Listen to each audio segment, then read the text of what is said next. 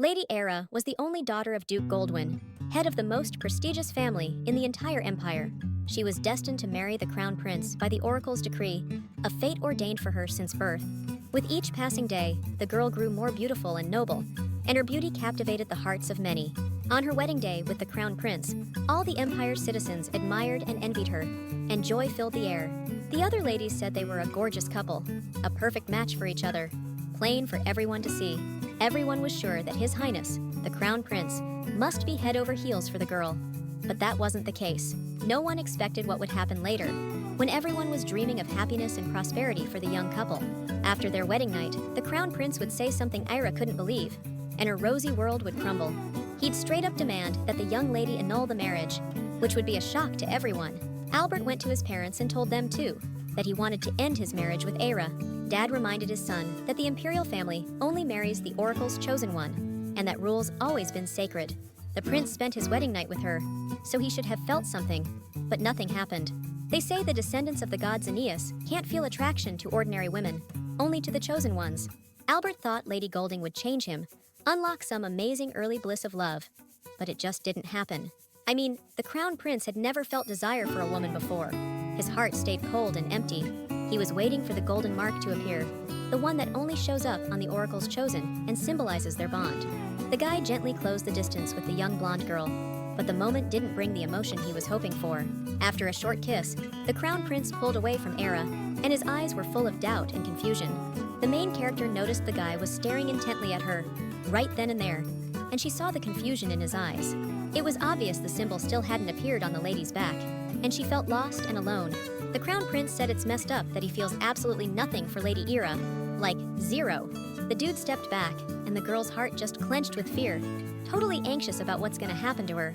Albert's parents were floored by what their son said, and they just didn't know how to process it. The crown prince claimed Lady Era is just like any other woman, which is totally not true, by the way. The empress was like, totally stunned, saying there's no way, she couldn't believe what she was hearing. Albert asked if it was true that Lady Era was the oracle's chosen one, but his voice stayed calm. It was the first time ever in the Empire's history that the Oracle's chosen one failed the bonding ritual. Who would have guessed that Lady Era wasn't the Oracle's chosen one, and that her fate would be this tragic? Rumor has it they found a new chosen one in one of the Godwin family's side branches, and that's huge news. Now it's anyone's guess what's going to happen to Lady Era and how she'll get through this brutal twist of fate. People said marrying the crown prince's ex-fiancé was the ultimate humiliation, a total disgrace. Nobody wanted a woman who was completely clueless about her own feelings or what she wanted out of life. Now, this woman, who the entire empire mocked, was being called a fake, and that was seriously unfair.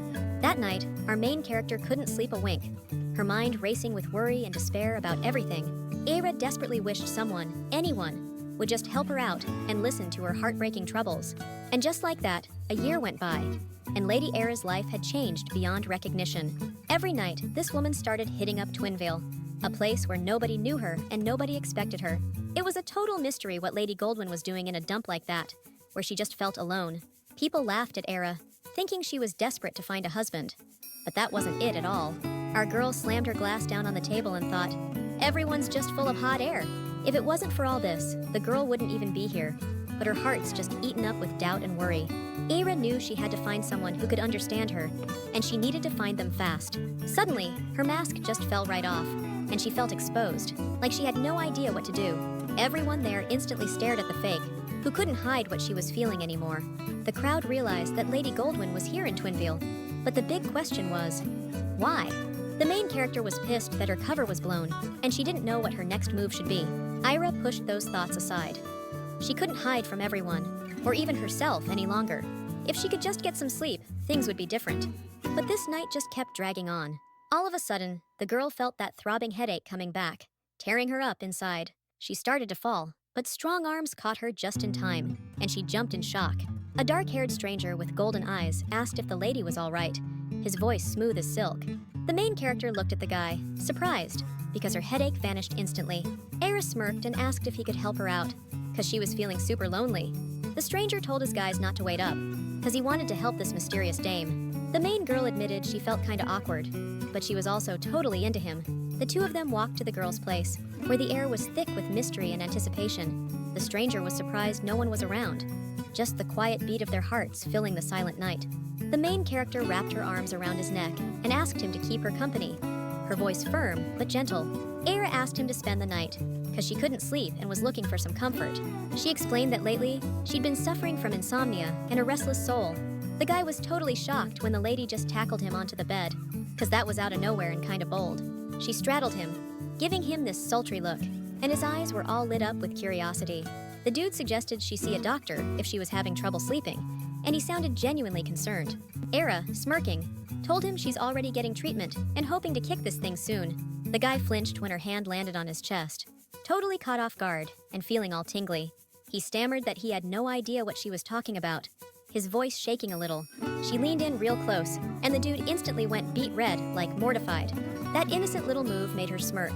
She felt confident and desired around him. Then Era dropped the bomb. Hot guys are her medicine, because they can heal her soul from all the pain. She'd never seen such a cute face on a guy before, and she couldn't tear her eyes away. This dude's got a smoking body too, so this medicine's gotta be the real deal. His eyes went wide when she locked lips with him, and he froze, totally caught off guard. She pulled back a little, feeling his heart pound. Dude was definitely digging the kiss. He was breathing heavy, because he wasn't expecting things to move this fast between them. Era felt kinda weird too, like the whole world just shifted on its axis. Her headache vanished after the kiss, and she felt lighter than air, like never before. All of a sudden, a golden oracle mark lit up on her back, which was seriously freaky. Era felt a calmness wash over her, the first she'd felt in ages, and it gave her hope. Her eyes started to droop with exhaustion, and she couldn't fight the sleep creeping in. Then, she just collapsed against his chest, and he held her tight, like he was shielding her from everything. The main character finally woke up when the sun was already blazing, warming her face. For the first time in ages, Era felt amazing, like all her worries had just vanished. She was shocked she didn't have a hangover, considering how much she drank last night. Then, Ira figured that golden-eyed guy might have something to do with how she felt. Everything felt different. She felt alive and energized after meeting him. The main character decided she absolutely had to find out who that gorgeous, mysterious man was. At that very moment, the stranger was already training with his sword, his movements graceful and sure. His buddies found out the commander was taken to Twinville last night, and it stirred things up. That place was the hottest club for young aristocrats, drawing in every tourist in town.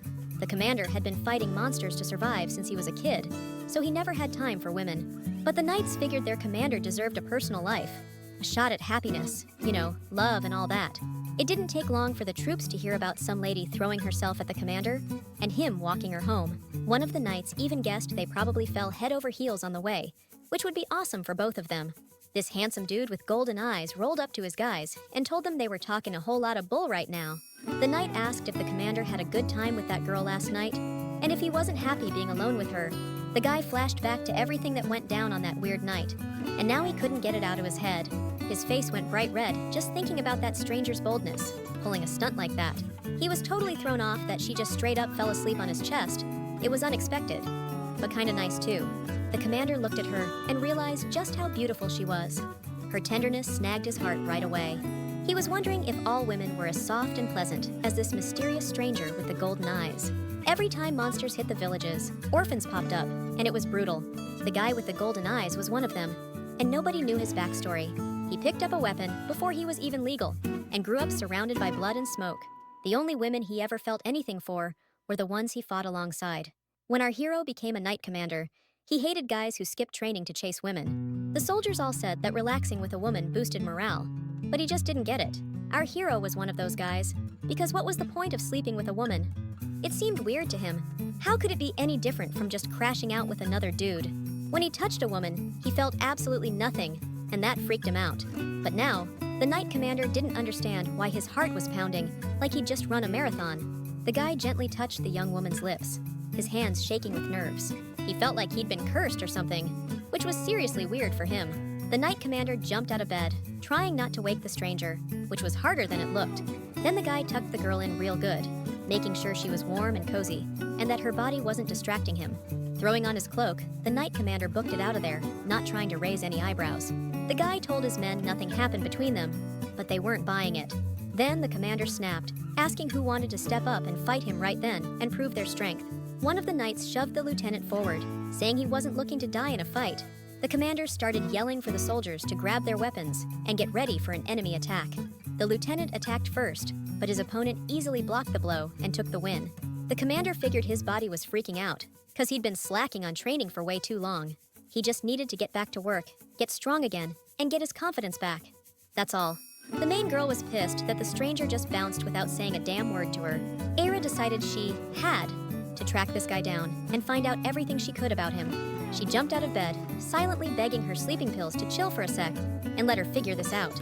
The main girl flopped on the bed, started writing down every fact she remembered about the guy, and tried to make sense of it all. She'd been racking her brain all day, but couldn't remember a thing, which just left her totally lost. The girl realized she definitely needed to ask his name if she wanted to get to the bottom of this. Ira was furious with herself for not remembering jack squat, and it was seriously bumming her out. She threw open her closet, deciding she had to find this guy ASAP, or at least find a lead to track him down. From a mountain of stuff, the young woman pulled out the black lace mask she wore to that club.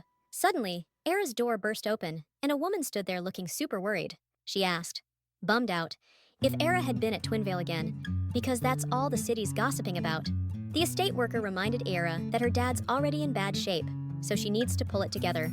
The woman added that right now, the girl needs to find herself a good husband to improve her situation. The worker started freaking out when Era said with a smile that she's totally not interested in that right now. She promised Ira that if she found a good match, her dad would definitely get better over time. 6 months ago, the healer said her dad had a serious mental illness, and it's been stressing Era out big time. If it weren't for the high priest, the guy would definitely be a goner, and that kept Era constantly on edge. On the priest's advice, the main character came to the capital, hoping for the best and wanting to help her dad. All Era wanted was for her dad to finally get better and come back to a normal life with her.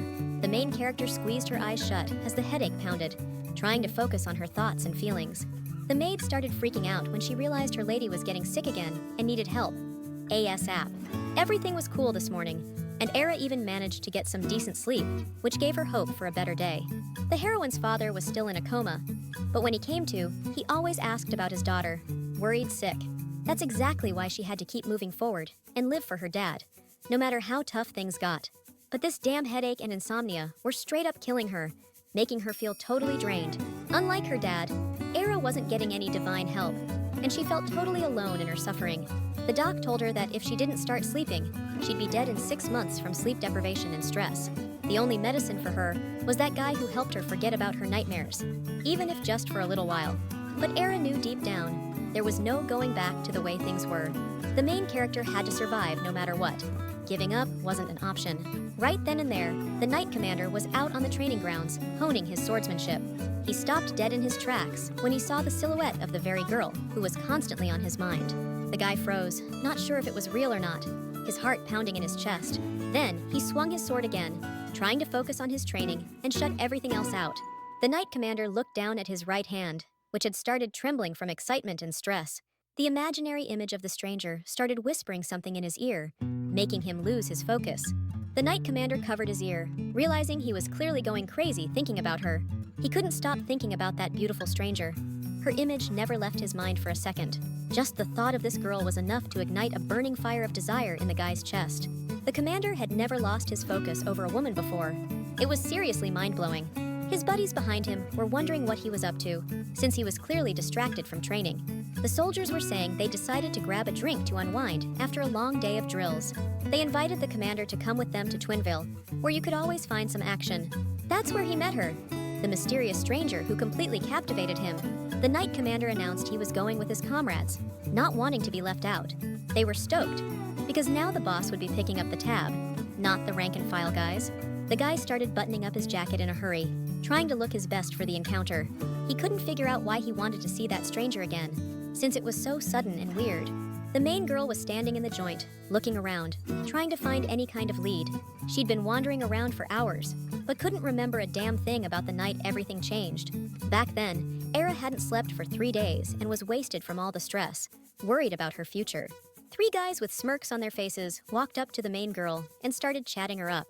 They asked if they could keep the beauty company, entertain her for the evening. Era smirked and apologized, saying she was actually looking for a hot guy to hang out with right now.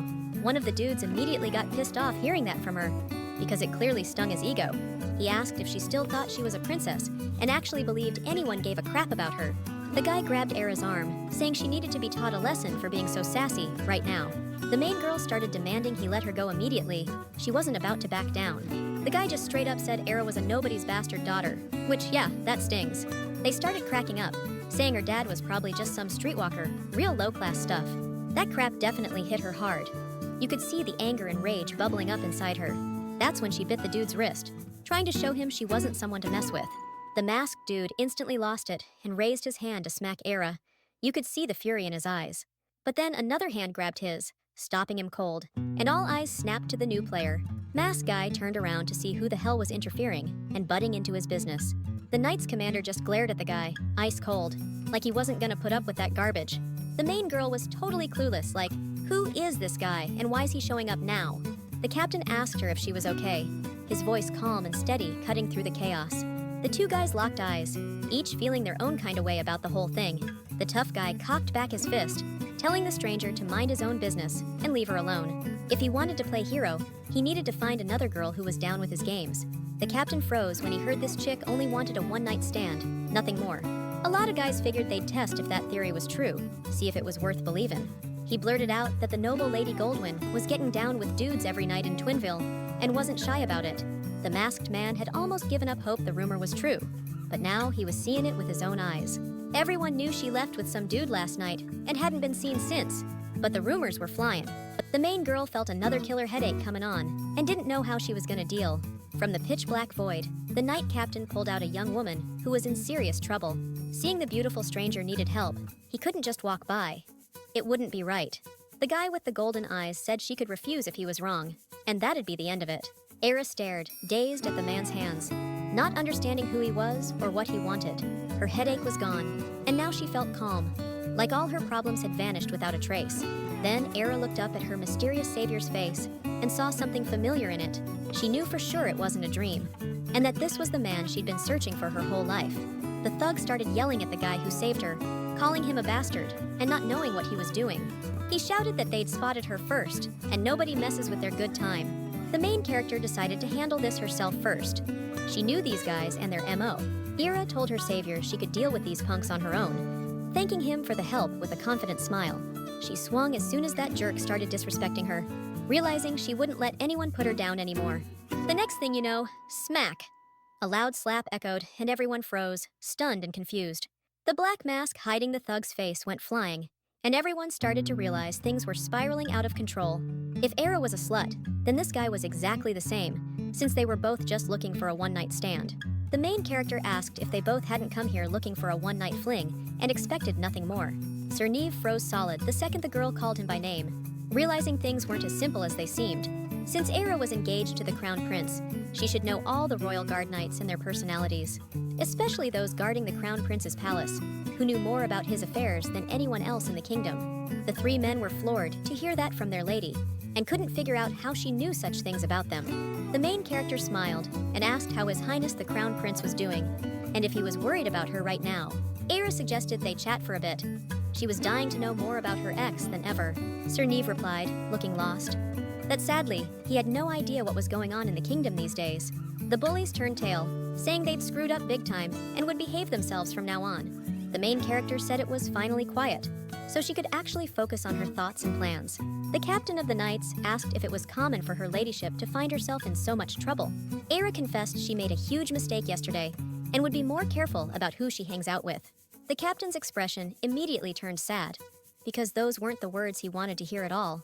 The main character thanked the man, saying everything was okay because of him, and she felt way better now. She took off her mask and asked why the stranger disappeared that morning, because she'd hoped to see him again. The man said distantly that he didn't understand what the lady was talking about and would rather leave it in the past. Lay it on me, she said, hand on his collarbone. You're full of it. You remember everything just fine, she admitted. I wanted to see you again so bad, but couldn't figure out how without making a huge scene. Era said, I totally spaced on thanking you for the company. Hope you're not too bummed about my airheadedness. The knight captain touched her hand, saying, Don't even sweat it. I couldn't have done anything different. Then he gently took her hands away, looking at her, understanding exactly how she felt about him. He said, sadness in his voice, I'm just a one-night stand to you, aren't I? Nothing more. Silence hung between them, each lost in thought about how their destinies were intertwined in that moment. The next day dawned, and Era knew she needed to get her head on straight before the big event at the palace. Her personal maid, Casper, relayed the headmaid's message. "My lady, please be on your best behavior at today's celebration." At that very moment, though, the main character was lost in her own thoughts and didn't hear a single word her maid said. The personal maid huffed, wondering if her mistress even heard her, or if she was totally lost in thought. Era couldn't figure out why she had to go to the palace today, of all days, when her mind was stuck on someone else. There's a banquet at the palace to celebrate the monster victory, and everyone's expecting to see the heroine there. This is going to be the heroine's first visit to the palace since she bailed. Yesterday, it turned out this stranger has the power to cure her awful disease, and that blew her mind. Seems like it activated when she touched his hand, and now Era can't get that fact out of her head. The heroine's decided she needs to try something else, and she's hoping for some luck with her next move. She screwed up again, and she's got no idea how to fix things with the stranger who's got her so hooked. The girl really hopes she gets to see that guy again, so she can talk to him about what's bugging her right now. Cut to the royal palace, where all the guests are gathering for the big event. They couldn't believe the rumors about the lady were true, and she'd actually show up at this party tonight. A lady like that was an embarrassment to the royal family, and most hoped she'd stay out of sight right now. The main character told herself to just suck it up, because this was nothing compared to the crap she'd been through. The emperor ordered Marquis Byron and his knights to be brought in for the celebration, and everyone was waiting for them. The guy bowed low, saying he was beyond grateful for the chance to be there. Rose Byron greeted His Majesty with respect and honor, knowing how important this moment was for the crown. The main character was totally shocked when she spotted a familiar figure among the guests, and her heart started pounding. It was that guy with the golden eyes, who'd become her symbol of hope and strength during the toughest times of her life. Now, Era really felt like she'd found her sleeping pill, and knew this guy could change everything around her for good. Seeing them together again after 25 years was just insane for everyone at the event. Liam Cloyka-Janaeus greeted the Earl, saying he'd brought a great victory for the Empire and its people. Rose Byron said he'd only done his duty to the Emperor and his country during those tough times.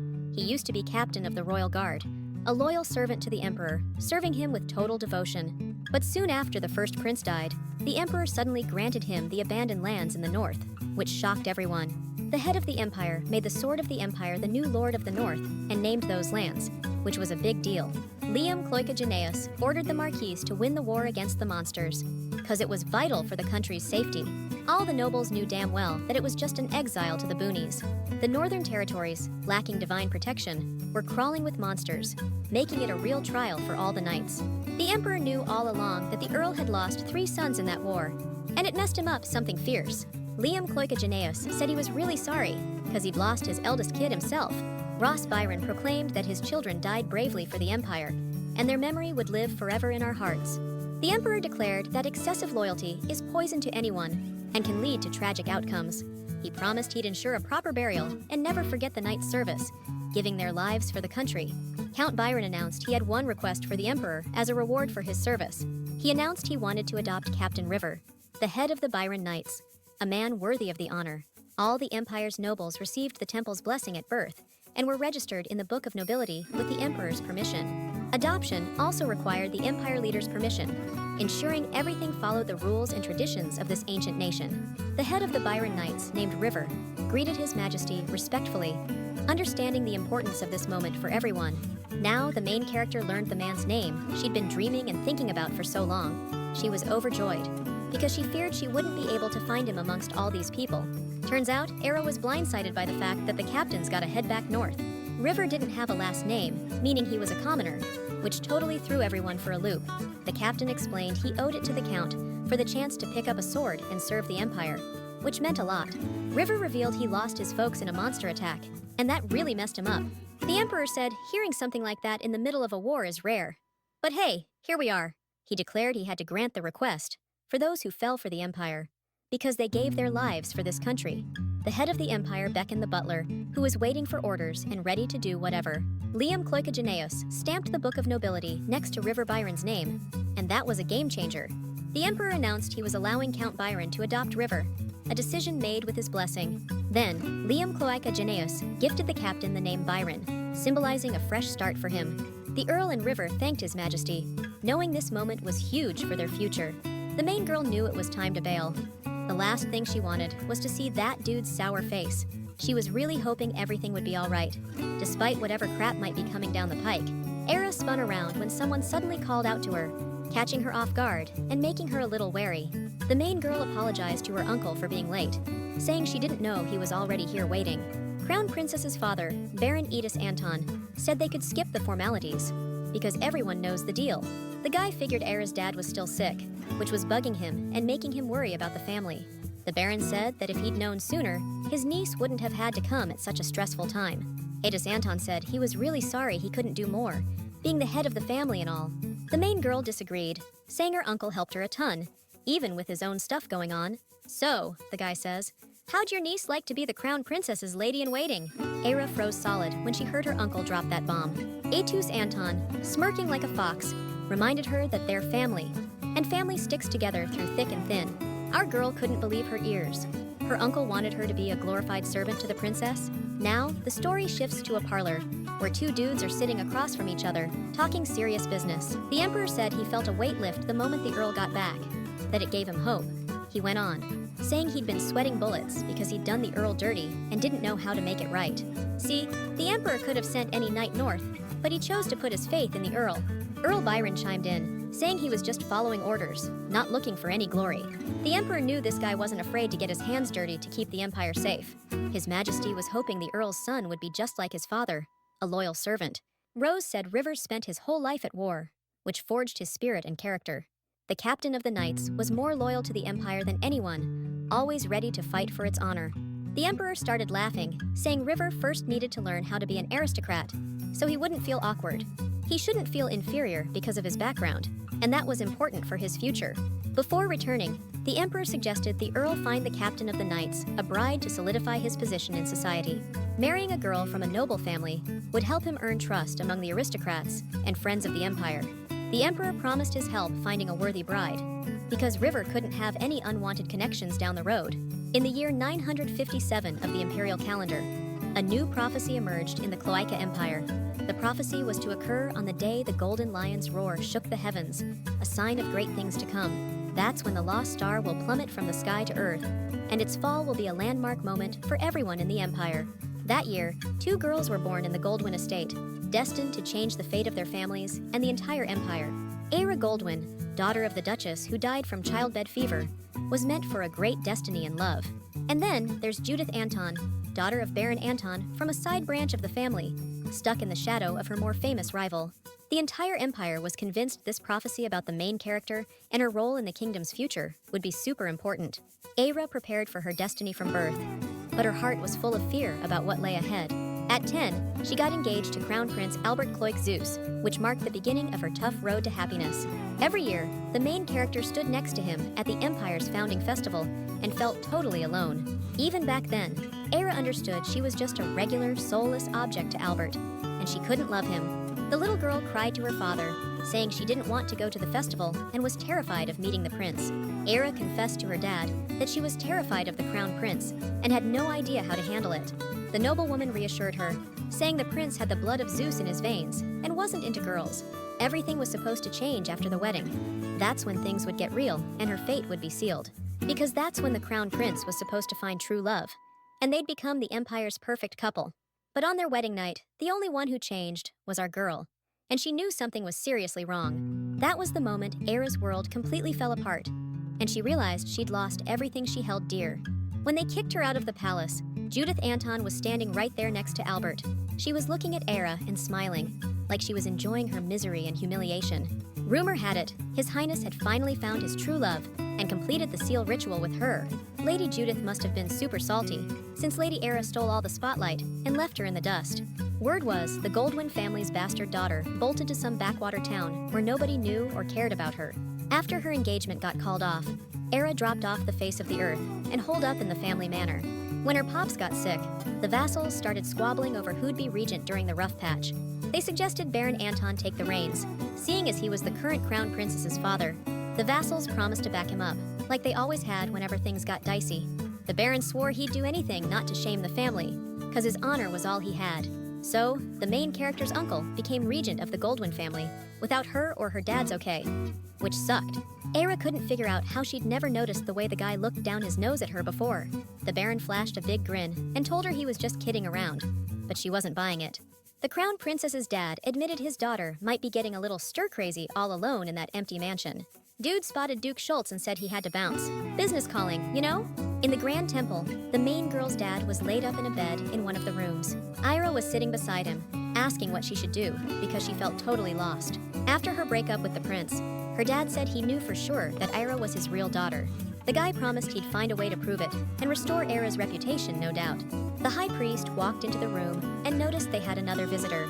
The guy asked if he was interrupting, since the girl seemed lost in thought. He mentioned that her grace looked better today than she had lately, which was good news for everyone. Ira froze when the high priest mentioned that Baron Anton had improved conditions at the sanatorium. Word on the street is the Baron's throwing money around like it's nothing, not even thinking about what's next. Word is, Baron Anton's way more generous than Duke Goldwyn, which is blowing everyone's minds. Era knew right away her uncle didn't have that kind of cash, meaning he was blowing through her family's money. The high priest anxiously asked if she was all right, and if she needed any help dealing with this. The main character smiled and told the guy it was time for her to head out, but she'd be back to visit later. Era started beating herself up for so easily handing the estate management over to her uncle. It was eating her up. By the time she got back to the estate and found out about her father, everything had already changed, flipped upside down. The place was crawling with new servants, and the vassals shut her out of everything, which really bummed Era out. All Era could do was lie in her empty room, suffering from a never-ending headache that just wouldn't let up. The main character realized if she just sat around doing nothing, her uncle would snatch the estate right out from under her. First things first, she decided to kick the insomnia and the headaches so she could finally get back to living normally. Ira couldn't think straight with all this pain. She just wanted it to stop. She squeezed her eyes shut, not even noticing a dude with a worried look approach. A familiar voice asked what she was doing there, and if she needed help right then. River anxiously asked if she'd been drinking in the Holy Temple and how she was feeling. He guessed she might be hurting somewhere and suggested she get some rest. The main character totally didn't expect to see him in this temple. She was super surprised, and it was weird. Ira figured he was there to get adoption approval from the high priest. This girl thought she'd hit the jackpot. She couldn't believe it and felt amazing. River started freaking out when Ms. Goldwyn started to fall. He didn't know what to do, and it scared him. The captain grabbed her shoulder quick to stop her fall and help. He felt responsible. The headache finally broke, and she breathed a sigh of relief, feeling lighter already. Right then, she knew she had to get River on her side to ditch this pain and finally take charge. And to do that, Era had to keep this guy close, no matter what it took. It was essential. She leaned back and looked the captain of the knights right in the eyes, searching for support, for understanding. River announced he'd call a priest right away. He had to help her, and couldn't afford to waste any time. She grabbed his hand, telling him to wait, that she needed to explain and calm down first. Era wasn't ready to spill the beans about her headache, so she said she didn't want to make a scene and draw attention. She explained her father was getting treatment at the temple, and she didn't want to bother the priests unnecessarily. He wasn't buying it. He knew she needed help, he could feel it, but he was torn on what to do next. She told him he'd already helped when he caught her before she fainted, which meant a lot. River was speechless, totally thrown off by what the girl said. He didn't know how to react, so he just shut up. Era thanked the guy for saving her from embarrassment, feeling much better and grateful for his help. She pointed out that he always helped her out when she was in trouble, and that meant a lot to her. River figured she recognized him in the crowd, which made him a little uneasy. He could feel the tension building. Era smiled and said everyone knew him after the victory celebration, which was totally true. Everyone was talking about him. He was the war hero who saved the North from the monsters, and now he was famous all over the Empire. Tomorrow, his name would be on everyone's lips throughout the Empire. People would be talking about his heroic deeds and praising him for ages. A commoner becoming an aristocrat's adopted son? That was rare, a total head-turner for everyone around. River took it as a warning not to piss off the nobles, something everyone needed to remember, always. She moved in closer and told him to take it as a piece of advice that was especially important for him right now. She also said she wanted to fully repay the guy for his kindness and taking care of her. River Byron instantly went red, being that close to the lady, and didn't know how to react. Later, both men greeted High Priest Amadeus, who was familiar to them both. He greeted the Count with a smile, saying it had been a long time, and he'd missed him. Rose Byron apologized for not coming sooner and not being able to meet up with his friends. The high priest called the count a stick in the mud, saying he really missed his old friend. Amadeus noted that Rose had always been loyal to the Cloic Empire and devoted to the god Genius in his actions. The high priest expressed hope that his adopted son would also follow in his footsteps and become a worthy man. River had to be as faithful and devoted a person as his predecessors in this matter. The captain of the knight's eyes widened, and he stared at the high priest in stunned disbelief. River was blessed by Amadea in the name of the eternal sun, the god Genius, which was a huge deal. The priest christened the captain River Byron and said it with serious respect. Now the dude's name was officially on the list of noble citizens of the Cloic Empire. The ceremony was pretty basic, which made River think Lady Goldwyn had a point. Earlier, the captain had told her he didn't need her help, that he was his own man. Era said in an icy voice that in the Cloic Empire, your bloodline is everything. No one would openly go against River, not after the Emperor himself gave this the green light. But the nobles are gonna try to mess with him behind His Majesty's back. That's a given. Marquis Byron could become a target for the aristocrats too, if they decide to move against him again. River was sure that nobody in their right mind would want to make an enemy of the Emperor's old buddy right now. This chick just said only the Marquis is gonna treat you like an equal among all these blue bloods. The wind kicked up, almost drowning out what Era was telling the new noble right then and there. If the lady was right, then the temple and the Emperor wouldn't lift a finger to protect them from their enemies. The captain of the knights clenched his fist, rage bubbling up and threatening to consume him. Era suggested they hash it out tomorrow in Twinville, go over all the details, and figure out a game plan. River was out of options now. He had to follow Lady Goldwyn's lead and take her advice. The rain just wouldn't quit that night, creating this heavy, ominous vibe all around them. The main girl's black mask hit the floor and stayed there, a reminder of her past and all its secrets. River decided to go through with it, even if it meant becoming her one-night stand plaything, and nothing more. The Crown Princess's dad mentioned over dinner that Era's been coming home late lately, and it's got him worried. Word on the street is, the girl's been spending a ton of time at the temple with her father lately. The uncle wondered if his brother had maybe woken up, cause it's a big deal for all of us and he's worried. The main character, forcing a smile, said her father was still unconscious, which was really getting her down. Era explained the high priest just happened to drop by during her visit, so she had to stick around a bit. The Crown Princess's father was totally caught off guard hearing about the high priest and his visit today. Edis Anton promised he'd absolutely pass on the Goldwyn family's thanks to the guy. The main character instantly knew the uncle meant donations, and that started setting off alarm bells. The family's temporary manager wasn't allowed to touch any assets without the head of the family's okay. That's the rule. But the girl's uncle was blowing cash left and right, not giving a damn about his family's future or their best interests.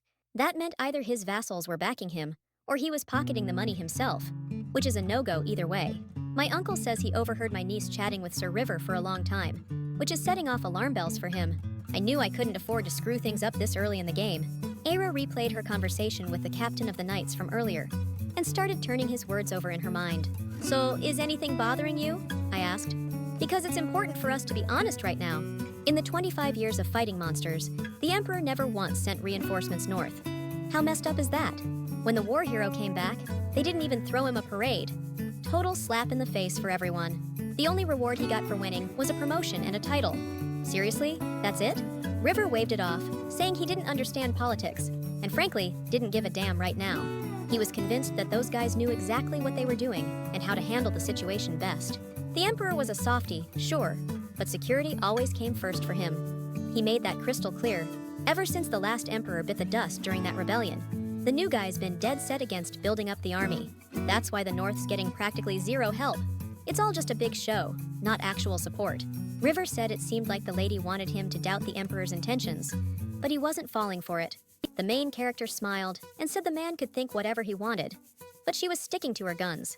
Era promised she was ready to help the knight, because she only wanted what was best for him and hoped for his support.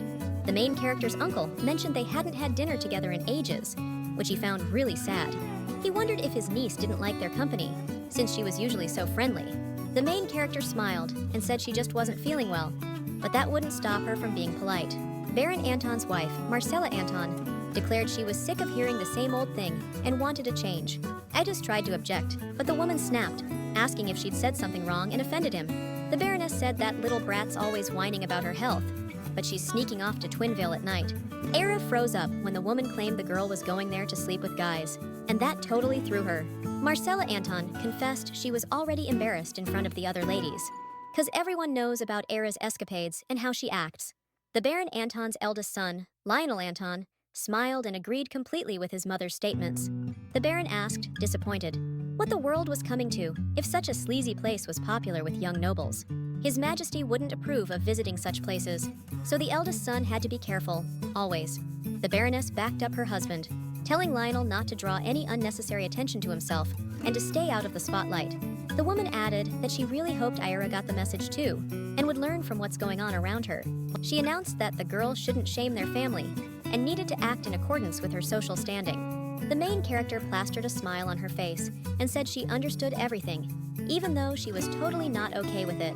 The next day, the Goldwyn family's personal physician, a guy named Anglesey, prescribed the lady some heavy-duty painkillers.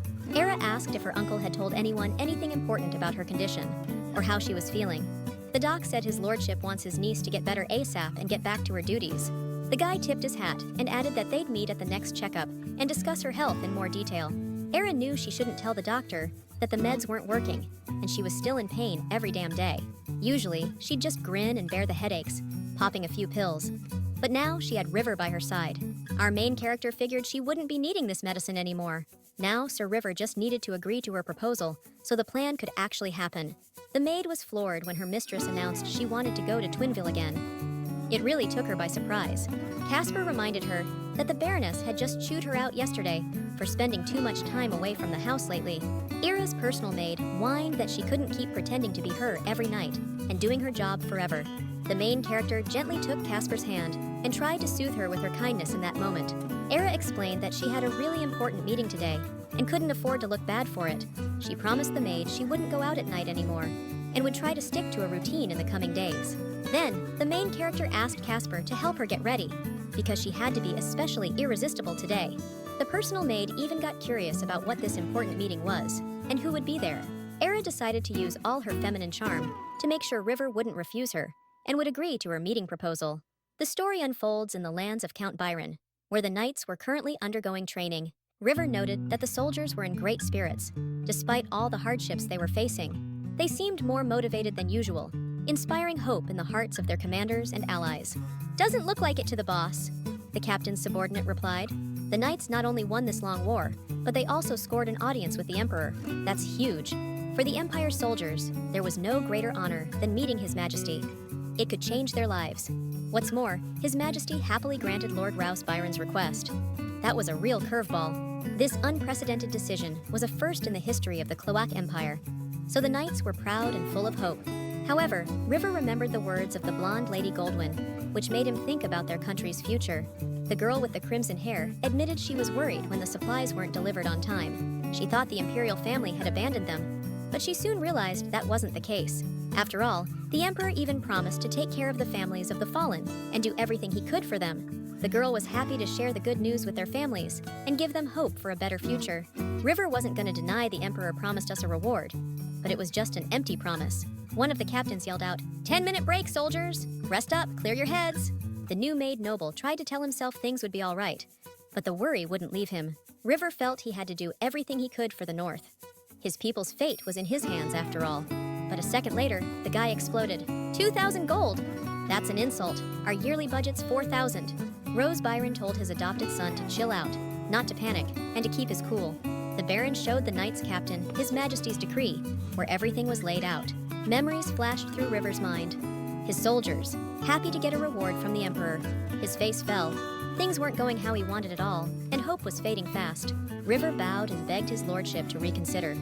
He was still hoping for the best for his people. The captain of the knights, his voice heavy with sorrow, said the families of the fallen shouldn't also suffer from starvation. He pleaded with his father to at least give them food and resources to rebuild, to help those left with nothing. River looked into his lord's icy eyes and knew he wasn't going to change his mind. He remembered everything the blonde-haired girl had told him. River was finally convinced Lady Goldwyn was right. The Emperor didn't want the North to recover, it was obvious. Rain poured down outside, cold drops hitting the ground like tears from the sky, mirroring his mood. The place was packed with masked people, whispering about plans and dreaming of a different world. River was there too, waiting for the girl to show, hoping for a meeting that could change everything. He froze when he heard a familiar voice behind him, making his heart pound in his chest. The main character asked if the man had been waiting long. River told Madame Goldwyn he just got to this place, and his heart started pounding, man. Ira pointed out he got everything he needed for this meeting, and she was stoked about that. She was talking about the mask, saying it really suits the captain of the Knights. River said he knew masks were kind of the unspoken rule at this joint. Our girl mentioned some aristocrats waltz in here without masks, though. Like the newbies, the ones who ain't got nothing to hide from the crowd tonight. Ira grabbed River's hand and suggested they talk somewhere private, away from prying ears. Too many nosy people around, they could totally eavesdrop on their conversation. She led the dark-haired dude down the hall, and he felt kind of weird being around her. River couldn't figure out why his heart was racing like that.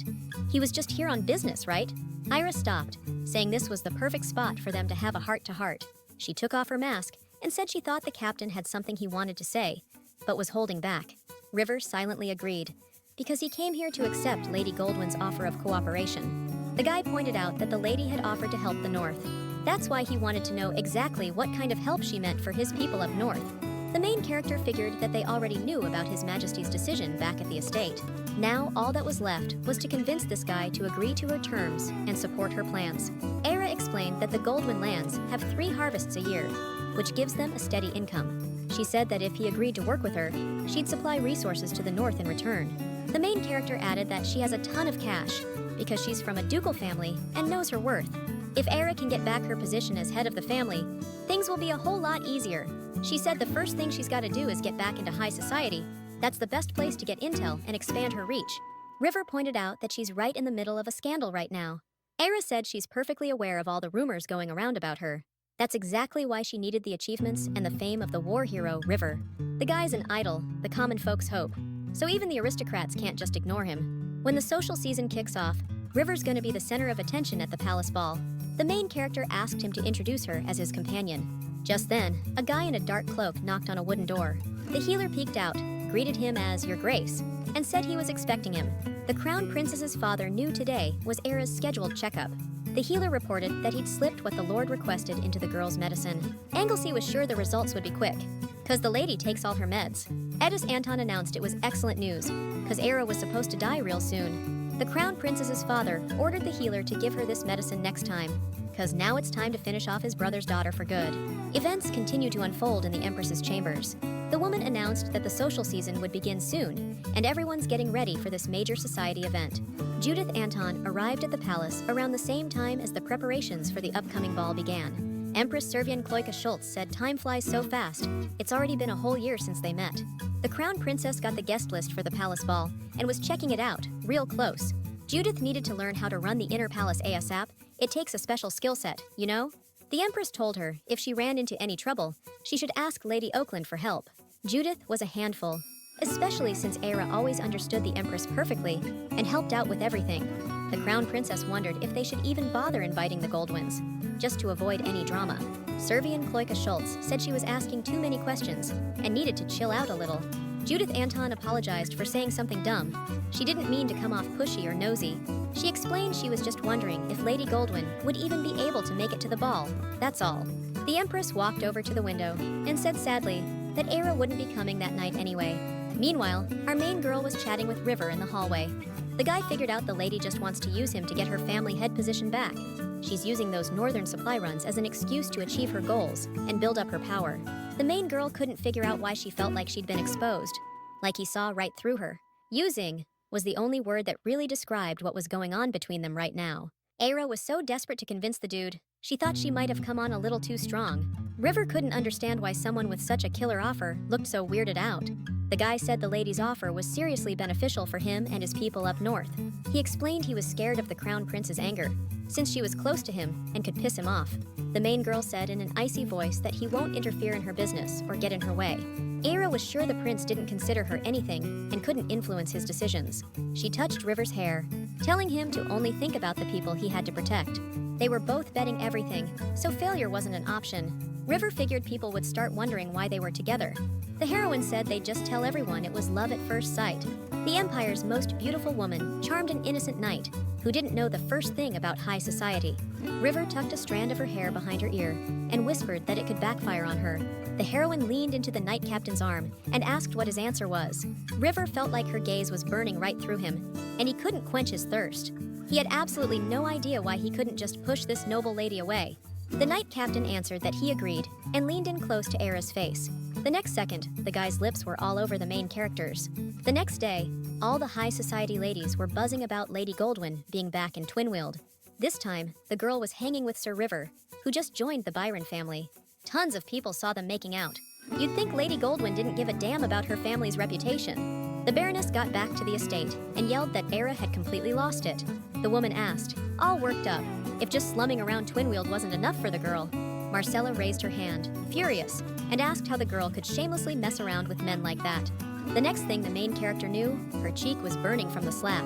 Era realized it was time to move on to the next phase of the plan. The main character quietly apologized to her aunt and confessed she'd fallen head over heels for some guy. She knew she screwed up, especially for the sake of Her Highness the Crown Princess, her aunt, and her uncle. It just wasn't right. Era begged her aunt to help her make amends by sending her to Montgraph to atone for her mistakes. It was basically a haven for the poor and sick, just outside the capital, and nobody in their right mind wanted to go there. It was a constant influx of beggars and sick people who usually ended up dying from starvation and neglect. For the Baroness, it was a major win that Era willingly wanted to get sent to that dump for a while. The woman said she'd write to Montgraph, and Era could start packing and getting ready for the trip.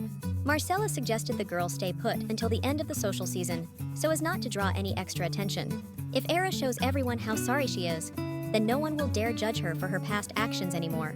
The main character timidly asked if her aunt really thought that could work in her situation. The Baroness promised that once Era got back, everything would go back to normal and they could fix things together. Then, Marcella Anton left the room, slamming the door behind her and leaving Era alone to think about her future. The main character smiled and smoothed her hair, feeling a little flutter of excitement about the changes ahead. She said slyly that she really hoped her aunt's words would come true and her life would get back on track. From the note, the guy figured his mistress was in trouble again, and it needed his immediate attention. He was itching to know who Era's lover was this time around. The servant asked if his lord was really heading back to the imperial capital again. The man replied that if he disappeared for too long, his mistress might forget about him and start a new life without him. At the imperial palace, the man stopped and said that things had been uneasy in Twinvale lately, and that was worrying. Albert asked the Baron not to piss off the emperor, because he could lose his position, and that would affect everyone. Byron said he's already taken steps to make sure nothing like that happens again. The Crown Prince clapped the Baron on the shoulder and said, "Good." He added that way too many eyes were on them right now, which meant they had to watch themselves. Albert asked his granddad, Duke Rabion Schultz, to help the Baron, who was new to the Imperial Council. The Crown Prince smiled and asked him not to make him look bad, and everyone nodded in agreement. At the council, the imperial servants greeted His Majesty, and everyone stood to show their respect. The emperor announced they were getting down to business, discussing vital matters for the entire empire. Liam Cloicogeneus unrolled the papyrus and read out the first question, important for the region's future. The emperor will discuss the irrigation project in the western region with Duke Lindman when he gets back. Retired Marquis Hugh Cunningham told the head honcho it was time to talk about funding the North's reconstruction. His Majesty declared that, as far as he's concerned, this issue is settled and doesn't need any more discussion. All we talked about at the last meeting was the victory payout, and that sparked a ton of arguments. The war's over, but the northern folks are still living in ruins and need the kingdom's help. The emperor pointed out that the irrigation project out west is going to cost a fortune, and we're short on cash. Edis Byron raised his hand and said there was a way to fix this, and it could help everyone out. To rebuild the region, we need manpower, people who can handle the tough jobs on the ground. The emperor asked if the crown princess's father had a suggestion that could help. The count proposed bringing back the northerners, who are scattered across the land, to rebuild the region. The north couldn't take in all the war orphans, so the temple and other estates took them in and cared for them. Now we're seeing the consequences, because 25 years is a long time, and it's tested everyone's patience. The kids who lost their parents in the war, they're grown now, just trying to find their way. If we pick out the ones with skills or resources, we can help the north get back on its feet. Problem is, that method had its limits, and some folks in the room weren't so sure about it. Anton here says he's got other ideas that could actually help rebuild the region. The Crown Prince froze when the Baron suggested checking out Twinvale. That could change everything for the Empire. They've got a huge casino running there every night, plus auctions that pull in tons of people and investors. But nobody knows who actually owns the place, and that's got the local cops and citizens really suspicious. We gotta find out if Twinvale's paying taxes and if they're laundering money, because that could be dangerous for everyone. The Emperor smiled and said he'd been hearing that name a lot lately and was curious about what was going on there. He's putting the Crown Prince in charge of this, and the Treasury Ministry is gonna back him up with the investigation. And with that, the meeting adjourned, leaving Albert clenching his fists, finally grasping the gravity of the situation, the fallout to come. Sometime later, the carriage pulled up to Montgraph orphanage, a vital sanctuary for people down on their luck. A caretaker greeted the lady, saying they'd been expecting her, really counting on her help and support. Ira smiled, said the ride was fine, since the orphanage was just a hop and a skip from where she lived. The woman introduced herself as Ellie, explaining she'd been running Montgraph since last spring and loved the job. Then, our main character introduced herself, mentioning she was glad to be there and ready to help everyone in need. The temple founded the orphanage to assist the homeless and sick. But after the monster war, the homeless population exploded, and the temple couldn't keep the orphanage afloat on its own. So, the priests started relying on donations from nobles to provide essential aid and support. Montgraph was funded by the Goldwyn family, with the Duke kicking in generous donations every year to help those in need. He made damn sure the money went where it was supposed to, not into anyone's pockets, which mattered to everyone. That's exactly why nobody in Montgraph was starving, because help was always coming in. This was only a year ago, so Era couldn't figure out what the hell happened and why everything was so different. The air reeked of death, and you could hear hungry kids crying. It just made everyone feel bitter and scared. The main character asked why the sick were lying on the floor and not getting any help from the doctors. Ellie explained that after the Duke got sick, the Goldwyn family stopped sending donations. The woman was totally shocked when she realized the lady didn't know anything about it. She thanked the lady, all flustered, for helping them all this time and never abandoning them. The main character figured the priests were pocketing the donations and now just straight up lying to her. But Era's going back to the estate soon, so there's no point in lying. The truth will come out eventually. There's no way the Goldwyn vassals would just stop donating, which means my uncle's behind this. The lead figured that Edith Byron and that butler, Giles, must have swiped the funds and covered it up. She remembered her uncle bringing Giles to the estate, and he quickly charmed his way into the family and friends' good graces. Era pulled out a necklace from her pocket and asked Ellie to use it to heal the sickest people. The main character also told her to feed everyone who was hungry, because they needed to regain their strength. Ellie's eyes lit up with happiness, and she thanked Milady for her generosity and willingness to help. The maid asked if the lady really wanted to stay in this place and help all the poor folks at the shelter. The main character smiled and said that they needed to meet someone here. Ellie led the girls to a room where noble ladies often stayed. It's quiet and peaceful here. And this spot right here, best damn sunset view in Montgraph, guaranteed to stick with you for life. The main girl was so floored by it, she just froze for a second. The manager, smiling warmly, added that it wasn't exactly a duke's estate, but it was pretty damn comfortable. Era decided to ask if any nobles still came around to help out the poor folks. Turns out, things went downhill fast after the donations dried up, but sometimes they still show up. Ellie answered with a knowing smirk. The servants were hustling, unloading all of Lady Goldwyn's stuff. Once everything was squared away, Casper went back to her mistress's room. She told the lady that she personally walked all the servants to the wagon, and they bolted right after. They didn't even say when they'd be back for her, like they weren't planning on ever returning. Era knew right then, her uncle didn't want her coming back. At first, she figured it was just a misunderstanding, since he was all she had. But as time went on, she started noticing more and more things that confirmed her fears, like the cold look her uncle gave her, and her father's stuff disappearing from the estate, and the way he quietly slipped into the manager's spot right away. And that report the main character found in the study today, Era did it while the council was in session, hoping to find something before leaving for Montgraph. The main character was sure there had to be a clue hidden somewhere. Her eyes went wide the second she started looking at the next document. It was some weird report, nothing like the usual duchy reports, and the deal amount was insane. If that kind of money went out, that means a lot of stuff was bought, maybe even luxury goods. Era decided to find out where all that cash went.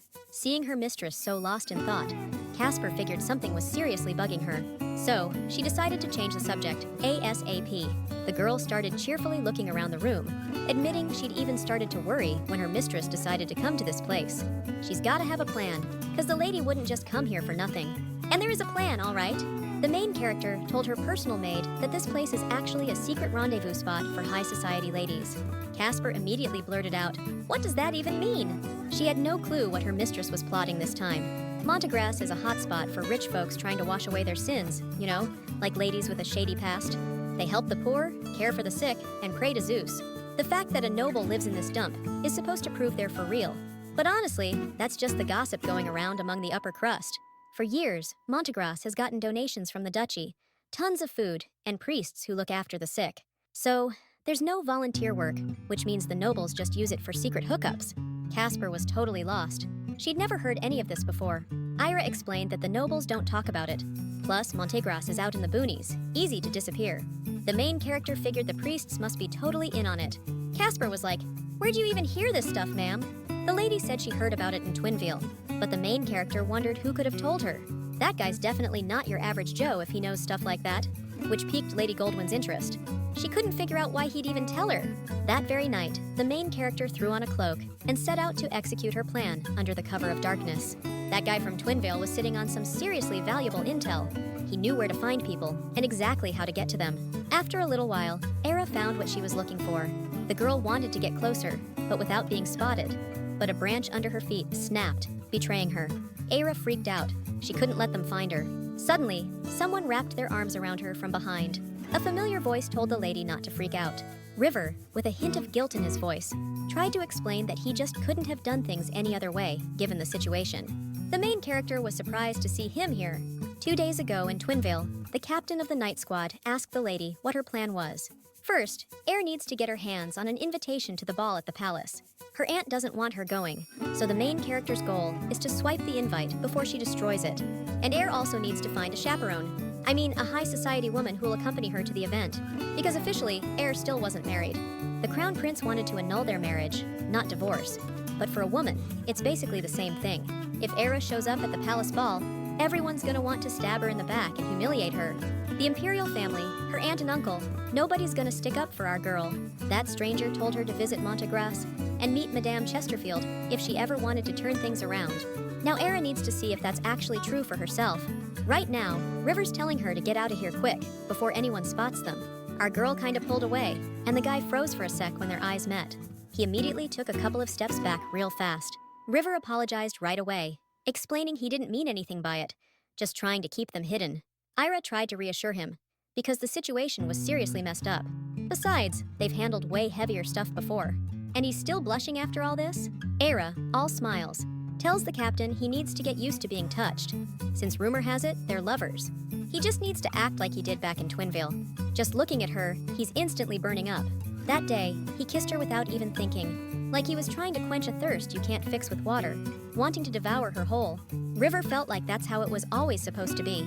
He doesn't get why he loses control near her every time, and can't shake the feeling. Maybe our hero came here looking for answers. River knew, though, dwelling on it was pointless.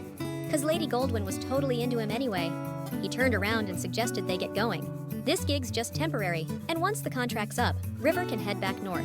The heroine noticed Sir River was being kinda quiet today. She wondered why the captain was already here, since he wasn't due till tomorrow morning. Turns out, the guy just happened to spot Lady Goldwyn heading into the woods. So River followed her, figuring she might need some help from him. The captain asked if that was the person she was talking about earlier. The heroine replied she wasn't sure yet, since she only saw their back. But they'd find out soon enough. The next day, Era greeted the manager. Ellie thanked the lady for her help. Then she mentioned a VIP arrived last night, someone the ladies probably already heard about. The housekeeper introduced Sir River Byron. The main character said she'd spotted him from afar at the victory celebration. She flashed a warm smile, greeted the man, and introduced herself. River, a gentleman through and through, kissed Lady Goldwyn's hand and returned the introduction. Turns out Sir River's here to support the people up north. Actually, Air and River agreed to play it cool, like they don't know each other, since the rumors haven't hit Montgraph yet. Ellie told the captain the lady's planning to stick around a while, and asked how long he's planning on staying. River replied, he wants to check on the patients and head back in a few days, since he still has a lot to see here. The manager said they'd talk later, after the service, and said goodbye to our heroes. Soon, our main girl could see all the other parishioners who'd come to the service, just like her. She's probably not here yet. As if sensing something, Era whipped around, hearing light footsteps behind her. Finally, our girl found her walking etiquette textbook, Countess Lily Chesterfield. This woman's a total idol to tons of ladies. The Earl of Chesterfield's only daughter, she's been known for her perfect manners since she was a kid. Every young lady dreamed of having her as their etiquette teacher before their debut into high society. Before long, even the Empress heard about her, and Lily Chesterfield became our main character's etiquette tutor, prepping her for her debut and her future title as Empress. So that's how Era met her, and now she's seeing her here? Our girl's like, could that dude have been right? Is the Countess really cheating on her husband? But considering the Chesterfield family situation, it's not exactly shocking. The Chesterfields were having a serious heir problem. The old Earl, wanting to set his daughter up for life, passed the title to her fiancé early. The new Earl was head over heels for his wife, and people said he was the perfect husband. But after the old Earl and his wife died in that accident, everything went south. Rumor has it Earl Chesterfield's gone wild for his mistress, and even moved her in. They even have a kid. And now the Earl's planning to make him his heir. Lily can't believe her husband was just waiting for her dad to die. Hearing that, Countess Chesterfield passed right out. After that, the Countess was never seen at social events again. And then word got out she'd left the capital entirely. She even turned down the Empress's request to be Judith's etiquette teacher, claiming she was sick. But Ira didn't get why she was in Montgraph, or why the Earl had kept it a secret. Gotta tread lightly, cause the main character's running out of time. As soon as the service ended and everyone started leaving, Ira called out to Countess Chesterfield. She said that if she'd known she was in Montgraph, she'd have paid her a visit right away. With a smile, Lily greeted Lady Goldwyn and said she hadn't been able to meet her yesterday. The woman really did look terrible, so maybe she actually was sick. The main character was just glad they finally met. She asked the madame if she could drop by sometimes just to chat, and Lily agreed with a smile. The woman was about to say something, but the manager cut her off, noticing the two ladies had already met. So, she figured she'd introduce the rest of the guests. First off, Ellie introduced Countess Chesterfield to Sir Byron, and then she introduced Sir River, mentioning he'd just gotten back from the war up north. Honestly, it was the first time the manager had ever seen the Countess be so friendly with someone, like she was with Lady Goldwyn. The main character explained that the Countess had been her etiquette teacher. Thanks to her, the girl's debut into society went off without a hitch. Lily added, with a warm smile, that Lady Goldwyn had always been a diligent student, but she was curious to know what the lady was doing in Montgraph these days. The main character had already prepped her answer for this question. She came here to pray because her dad's been unconscious for 6 freaking months. That's not exactly a lie, but the girl's got another reason for hitting up this place. If she helps out the people here, maybe God will actually listen to her prayers. The main character's words really touched those two women. The Countess grabbed the lady's hand and promised that God would definitely hear her prayers. If Eyre feels lonely, Lilia told her to come see her anytime. She'd be happy to chat. The main character genuinely thanked the madam. A few days after that meeting, the Countess started keeping Eyre at less of a distance. Just like she figured, she saw herself in the main character and decided to open up. Guess that conversation's part of it too? Ira remembered when the manager left. She asked the Countess what she wanted to tell her. Turns out, Lily heard footsteps in the hallway last night. So, she asked Ira if she'd experienced anything similar. But the main character smiled and said she hadn't heard a thing, cause she hit the sack early. The Countess figured she was just imagining things. So, she told the lady to forget about it. After that convo, the Countess hasn't been out at night. The main character knew the deal. The woman still doesn't trust her, so she'll have to keep watching. Life in Montgraph isn't as tough as she thought it'd be. Every morning after service, the heroines gave out food to the poor, and after lunch, they made rounds, taking care of the sick. The priests mostly handled the actual treatment. She and the Countess just cheered people up, or helped out if they were needed. But the priests were always surprised to see noblewomen in the wards. They weren't used to aristocrats caring for the sick. You could tell just by looking at them. Ellie called the noblewomen over to her and blessed them with divine power. The main heroine immediately felt lighter. She suggested the manager sew some more clothes for the patients, since they'd feel better in clean outfits. But Ellie replied that Montgraph didn't have the money for that. Then the main heroine promised to make a donation. The manager practically jumped for joy, yelling that Lady Goldwyn was a godsend. Ira told them to reach out if they needed anything, or just pass it along through the maid. They stepped outside, and the heroine glanced towards the shack. The aristocrats froze in their tracks as soon as a guy stepped out from behind the bushes. The main character wondered what the hell Priest Guesswell was doing there. The manager guessed the man was probably just in the garden, collecting medicinal herbs. She explained they grow their own herbs because they're short on priests, and they use them a lot. And Priest Guesswell is actually in charge of the medicinal herb garden. The manager started pulling out plant after plant, explaining which ones helped heal wounds. She really emphasized this one herb that's super dangerous. Mess with it wrong, and you're in a coma. The main character asked if she could take a look at the garden. No outsiders are allowed in there, but Priest Guesswell might make an exception for ladies of noble birth. But the guy just calmly said he had to get going, said he had to deliver medicine to the sick. The manager explained that even though Priest Guesswell is quiet, he's a really good guy and super devout. That night, Era and River were back, hiding in the bushes again. The main character was starting to doubt the Countess would show, because she comes here every day and nothing ever happens. She decided to ask Sir River if he thought the guy wasn't a priest, but the commander couldn't say for sure. The guy asked the lady if she was trying to set up an ambush that could get her in trouble, but Era shot back that if that was the case, she'd blackmail her. That answer threw River for a loop, because he figured she and the Countess had something special, which is exactly why our girl tried to play nice and reason with her at first. The captain had to ask if they really needed to hold hands every time. Being so dark, the girl couldn't see how red River's face and ears were getting. The main character reminded him that to avoid looking awkward in public, they needed to get used to this kind of touching. And then she brought River's hand closer to her lips. Era said they needed to hold hands with Sir River because of the ball, but part of it was for her own sake too. Over the last few days, her headaches had gone away because she'd started holding Sir River's hand so often. But during the day, her head still started to hurt.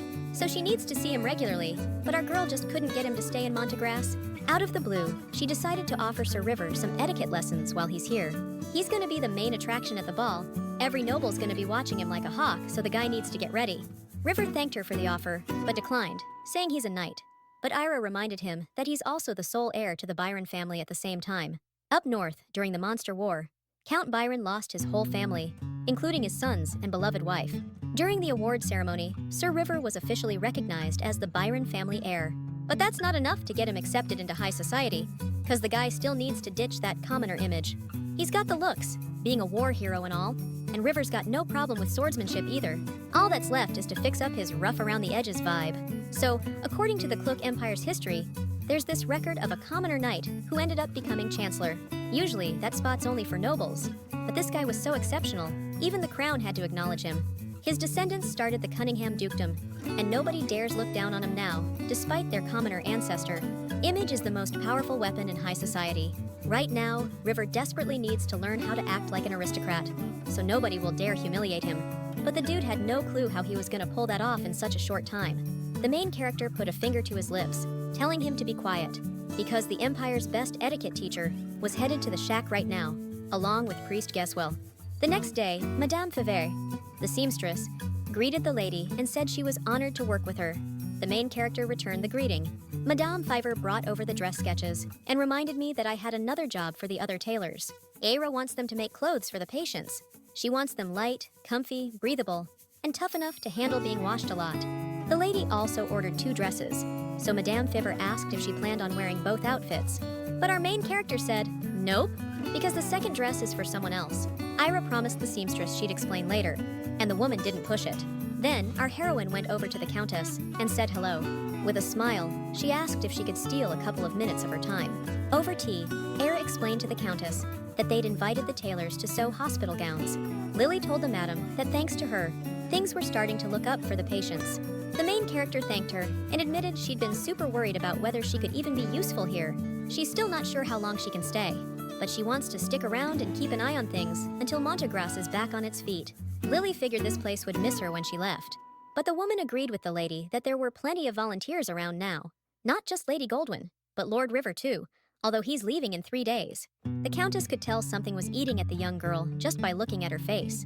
With a sad voice, the MC confessed that lately, she's been feeling like everything's going wrong. The Countess might not know this, but she went through some real heartbreak a while back. After His Royal Highness, the Crown Prince, decided to call off the engagement, rumors started flying that Lady Goldwyn was illegitimate, and her father ended up collapsing and falling into a coma. Her uncle temporarily took over as head of the family, but without her father, she couldn't stay there anymore. It's embarrassing to admit, but Era was lost for a long time. But now, our girl's been invited to the Imperial Ball. The Countess immediately figured out they were talking about that guy, Lord River, and Era confirmed it. While the lady was doubting herself, fate brought them together. He asked her to go to the Imperial Ball with him, but her aunt was totally against it. Though, in the end, Era figured it was her own fault. Maybe it would have been better not to know anything at all. Man, if only I could go back to before all this happened, I could actually change something. But right now, that's just impossible. To herself, the Countess thought how much this lady had grown, even though she still saw a kid. Lily decided to offer the lady her help. The main character's face showed surprise, because she honestly couldn't believe her plan was working this easily. Ira admitted that before coming to Montgraph, she was super anxious and felt like she was asking for too much. But it seems like God took pity on her and led her to the Countess. So if Madame became her escort, she could go to the Imperial Ball with Sir River. Ira figured that definitely wouldn't be enough, since the Countess even turned down the Empress. But surprisingly, Lily agreed, and said that she was just thinking about getting back into high society. The main character couldn't believe the Madame actually agreed. since she'd turned down even the Empress. Era had no idea that Lilia was hearing about this for the very first time. Now, the Countess had another reason to get back into high society as soon as possible. She insisted the lady take her to see the Empress, because then she'd have a reason to attend the ball. Era didn't know all the details, but it looked like the Countess was in a tight spot. So, whoever told her about Montgraph must have known what was going on. Otherwise, things wouldn't have worked out so easily. The main character asked the madam if they could meet again later that evening to take measurements for the dresses. Era requested Madame Fiver design the future dress to match Lord River's image, so that the rumors surrounding her wouldn't tarnish his heroic, pure, and noble reputation. Madame Fiver understood perfectly and started taking Mrs. Chesterfield's measurements. Once everything was set, the head seamstress promised Lady Goldwyn she'd let her know the second the sketch was done. With the dress sorted, Lily asked what was next on the agenda. With the time she had left, our heroine planned to school Lord River in social etiquette, so he wouldn't embarrass himself. To do that, she'd have to meet him in secret, keeping it hidden from her uncle's prying eyes. The Countess told the lady not to worry, since she was totally down to help her with this problem. The next day, Lily asked Ellie to use the non-stop prayer period as cover, to keep the gossip at bay. Since it was Lady Goldwyn making the request, the housekeeper gave the idea the thumbs up. Looks like things are finally starting to fall into place. Time flew by, and the day River was supposed to leave Montgraph finally arrived. Good thing our girl managed to sneak out of there undetected. What she couldn't figure out was how she, River, Countess Lilia, and Priest Geswell all fit together in this weird combo. Right now, Casper was playing the part of Lady Goldwyn, just wishing the real lady would hurry back. Anton reported to Baron Ethis that the lady had entered a period of non-stop prayer. During these times, people barely eat or sleep, which makes it easy to wreck their health. So if the girl suddenly faints, no one's gonna think twice about it. The Baron told Anglesey that he'd soon be leaving for Montgraph to support Ira and help treat the patients. The healer accepted his lord's orders. Ira's probably weak from all the praying, so he needs to prescribe her some kind of vitamin boost. Meanwhile, River told his father that they discovered war-torn northerners in Montgraph.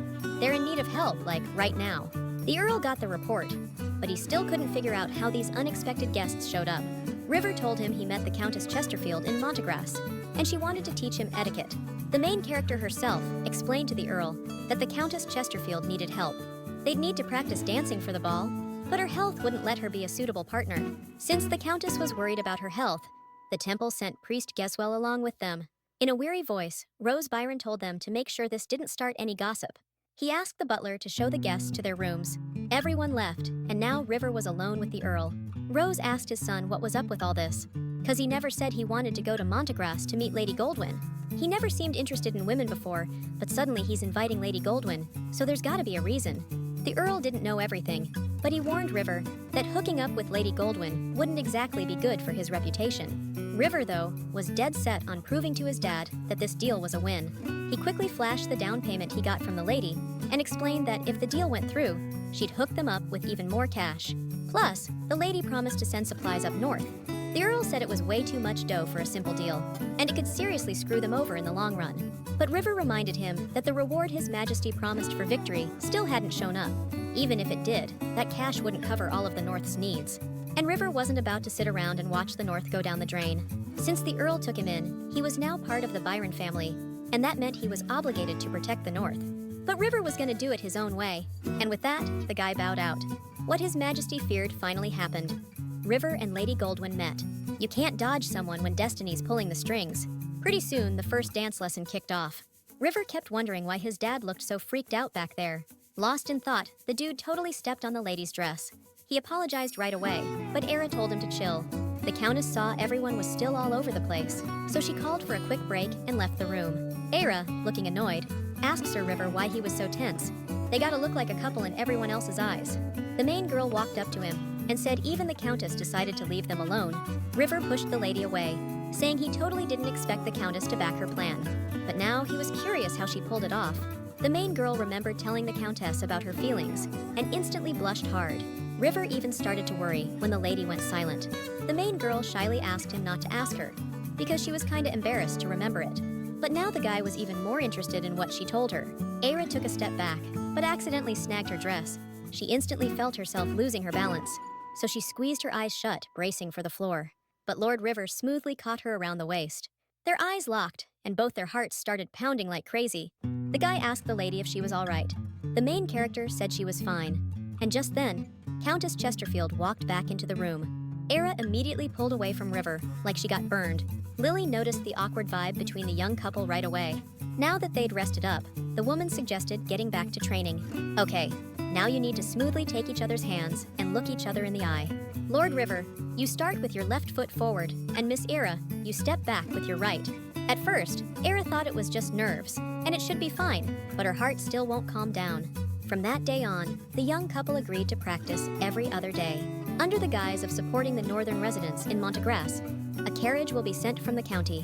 While Era's at Count Byron's estate, Lady Fever visited to prepare Lord River's outfit. The Countess figured the lady's stressing about the ball right now, but she asked her not to worry so much, cause Lord River's gonna adapt faster than she thinks. Looks like he was literally born for high society, and that made our main character super happy. After dancing at the ball, he should get familiar with the other high society traditions too. Era's worries were for nothing, cause everything's going smoothly now. They've finally arrived in Montgraph. Peeking out the window, our main character caught a glimpse of her family's doctor with a priest. Her eyes instantly went wide with surprise. Inglesay said he absolutely had to meet with Lady Goldwyn. Said she's got a chronic illness, needs her meds, and the Baron's freaking out. But the nun told him the lady's in a period of constant prayer right now. Not even priests are allowed near her at a time like this, so there's nothing she can do. That's when the doc starts rummaging through his bag. He pulls out a small vial and begs her to at least get this medicine to the lady while he checks on the patients here. Inglesay just couldn't leave the lady alone. The nun agreed to pass on the medicine. Then she opened the gates and let the doctor in. The guy went right inside, and the gates slammed shut. As soon as they arrived, the main character hopped right out of the carriage. Casper was holed up in her room, praying non-stop. She was beyond stoked when suddenly the door swung open, and Lady Goldwyn was standing there, calling out to her. Era was worried about her maid, but the girl said she was fine, saying she was pretty tough. The main character promised that in the future, she'd only leave every other day, and they'd take turns praying. Then she whispered that Anglesey was currently in Montgraph. Casper was floored by that news. Era told her to be super careful, because there was a chance she might bump into him on the street. Truthfully, she thought burying herself in constant prayer would calm her uncle down. But it looks like he's up to something. Maybe he did it on purpose to keep tabs on her? Ira's got no clue what her uncle's plotting, so she needs to be ready for anything. Odds are, she's not got much time left. She's got to dig up proof that her uncle's actually knee-deep in corruption, ASAP. To pull that off, she needs someone who can help on the inside and outside the estate. Joseph immediately popped into her head. Basically, the main character's thinking of the former butler, the guy who used to serve the Goldwyn family. Ira asked Casper where she should go to find him. The girl thought for a sec, then said that people usually go to experienced informants for that kind of thing, and she'd heard they operate out of Twinville. It only hit Casper then that she'd let something slip. But the main character took that info to heart and promised the maid she'd be super sneaky this time. Joseph had been serving the Goldwyn family since the days of the previous Duke. He wasn't just loyal, he was damn good at his job, so the estate ran like clockwork. But when Era came back to the capital, Joseph vanished, and this guy Giles took his place. So, the main character went to her uncle, and he told her the old butler had been embezzling from the family. Era just couldn't believe what she was hearing. Even though her uncle said it, the stolen money never turned up. Back then, she couldn't look into it, but now she was starting to wonder where that cash went. If she hadn't left for her lands, she could have stopped Joseph from getting fired. Out of nowhere, a dude's voice next to Era asked her what she was spacing out about. This stranger kissed her hand and said he knew she'd come crawling back to him. The guy steered the main character into his office. The second he ripped off his mask, Era recognized him instantly. Turns out it was Duke Frederick Linman, who, with a smirk, told her to take a seat. Ira was positive he had the wrong girl, like they weren't exactly tight. But Frederick closed the gap and said he definitely wasn't mistaken. The main character froze solid when he yanked the hood off her head, just like that. Meanwhile, the Duke revealed that she only met Countess Chesterfield because of him. He wanted to know if she was seriously acting like she didn't remember. The main character couldn't believe this was the guy who told her where Countess Chesterfield was hiding. She didn't know why the Duke helped her, but told him not to think they were close after just one night. Ira was floored when he said it was way more than just one night. The main character was clueless. Had they even met before? Frederick leaned in and asked the lady how many times she thought they'd hooked up. Fragments of memories flashed through Ira's mind in an instant. She grabbed her head, and the guy asked if she was feeling all right. Ira said she was fine, and explained she was there to ask him to find someone important. She was talking about the Goldwyn family's former butler, a guy named Joseph. She asked how long the search would take. Out of nowhere, Frederick's like, "Lady, get ready, we're leaving right freaking now." Next thing you know, the carriage is already there. The main character couldn't believe a place like this, crawling with thugs and poor folks, existed in the capital. The girl started to doubt that Joseph was even here, but her eyes went wide as soon as one of those lowlifes yelled, "We need cash!" In one of the alleys, 3 bandits were beating up some poor old guy, waving their blades around. The main character immediately demanded they stop the carriage because she'd managed to find Joseph. But Frederick grabbed her arm and warned, "If you go out there now, you're gonna regret it later, big time." The main character didn't listen to the Duke and hurried to help Joseph anyway. Era marched right up to the thugs and demanded to know what the hell was going on, if they needed cash.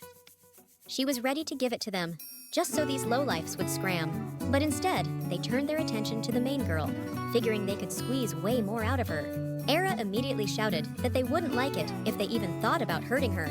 Instantly, a sword was at one of the goons' throats. Frederick reminded the main girl that he'd already warned her she'd regret what she was doing. The thugs instantly snapped back, demanding who the hell he was. And the next thing she knew, the main girl was watching a bloody massacre unfold right before her eyes. The Duke made short work of all those scumbags without breaking a sweat. The main character rushed straight over to Joseph. With tears welling up, she started apologizing to her ex-butler for taking so long to visit. But out of the blue, Joseph told her he was fine and that the lady shouldn't worry so much. He apologized to her and just walked away. Sitting in the carriage, she kept asking herself why Joseph had turned down her help. All these thoughts were giving her another headache. Frederick noticed and asked if it was happening again. This guy knew too much about Air, and she didn't want to show weakness, so she just said she was okay. The main character asked the Duke not to tell anyone about what happened today, and Air also asked him to forget about her request and the place she went, saying to consider it part of their deal. The second the carriage pulled up, Frederick reminded the lady she could always count on him. The main character didn't even acknowledge him, just headed straight for her room. Casper met her right at the door and immediately noticed something was up with her ladyship. Aira asked for a painkiller, and without missing a beat, the maid reached into her pocket. Then she pulled out a small bottle, the one with the medicine the priest had given her. Without hesitation, Aira popped a pill while Casper poured water into a glass. She handed the glass to her lady, who thanked her for it. The main character downed the pill right away. Casper suggested her ladyship rest here for a bit. It'd be tough to make it all the way to her room right now. And then, the maid left the room. The main character instantly felt super sick and dizzy. The symptoms got worse every second, and she slowly slumped to the floor. Before long, Casper came back into the room. She saw her mistress lying unconscious on the floor and totally freaked out. The priests who arrived quickly gave the main character first aid right away. But the lady wouldn't wake up, and the manager figured it wasn't just plain exhaustion. She asked if the lady ate anything weird, and Casper remembered she took a painkiller. Priest Giswell asked to take a look at them, and he immediately figured out that there was poison inside. That couldn't be right, because the Goldwyn family's personal doctor gave that medicine to the maid. He couldn't have pulled this off alone, so Casper knew right away Baron Anton was involved. They immediately reassured her that the lady was sure to recover. Baron Anton soon reported to Baron Ethis that the lady had passed out after taking the medicine. The healer didn't see it himself, but he noticed how agitated the priests were getting. Since Era passed out from exhausting prayers, the Baron should now get compensation from the temple. Soon, the young Master River also received news from Montgraph. It came in the form of a letter, which reported Lady Goldwyn's current condition. River immediately told his subordinates to continue training while he urgently went somewhere else. The whole way to Montgraph, he was overwhelmed with anxiety and despair mixed with hope. He just barges right into the ladies' room, no manners at all. The Countess suggested the manager leave those two alone, and Ellie didn't argue. Up until now, River couldn't believe the lady actually fainted, so he rushed straight to Montgraph, seeing her lying there unconscious, fearing he'd lose her. He finally realized he was head over heels from the start. That's why he started begging the lady to wake up. Suddenly, Era's body started glowing with a bright golden light. Weeks later, the Imperial Ball was finally here. Sir River Byron and Lady Era Goldwyn were announced as guests. Then, Countess Lily Chesterfield was announced.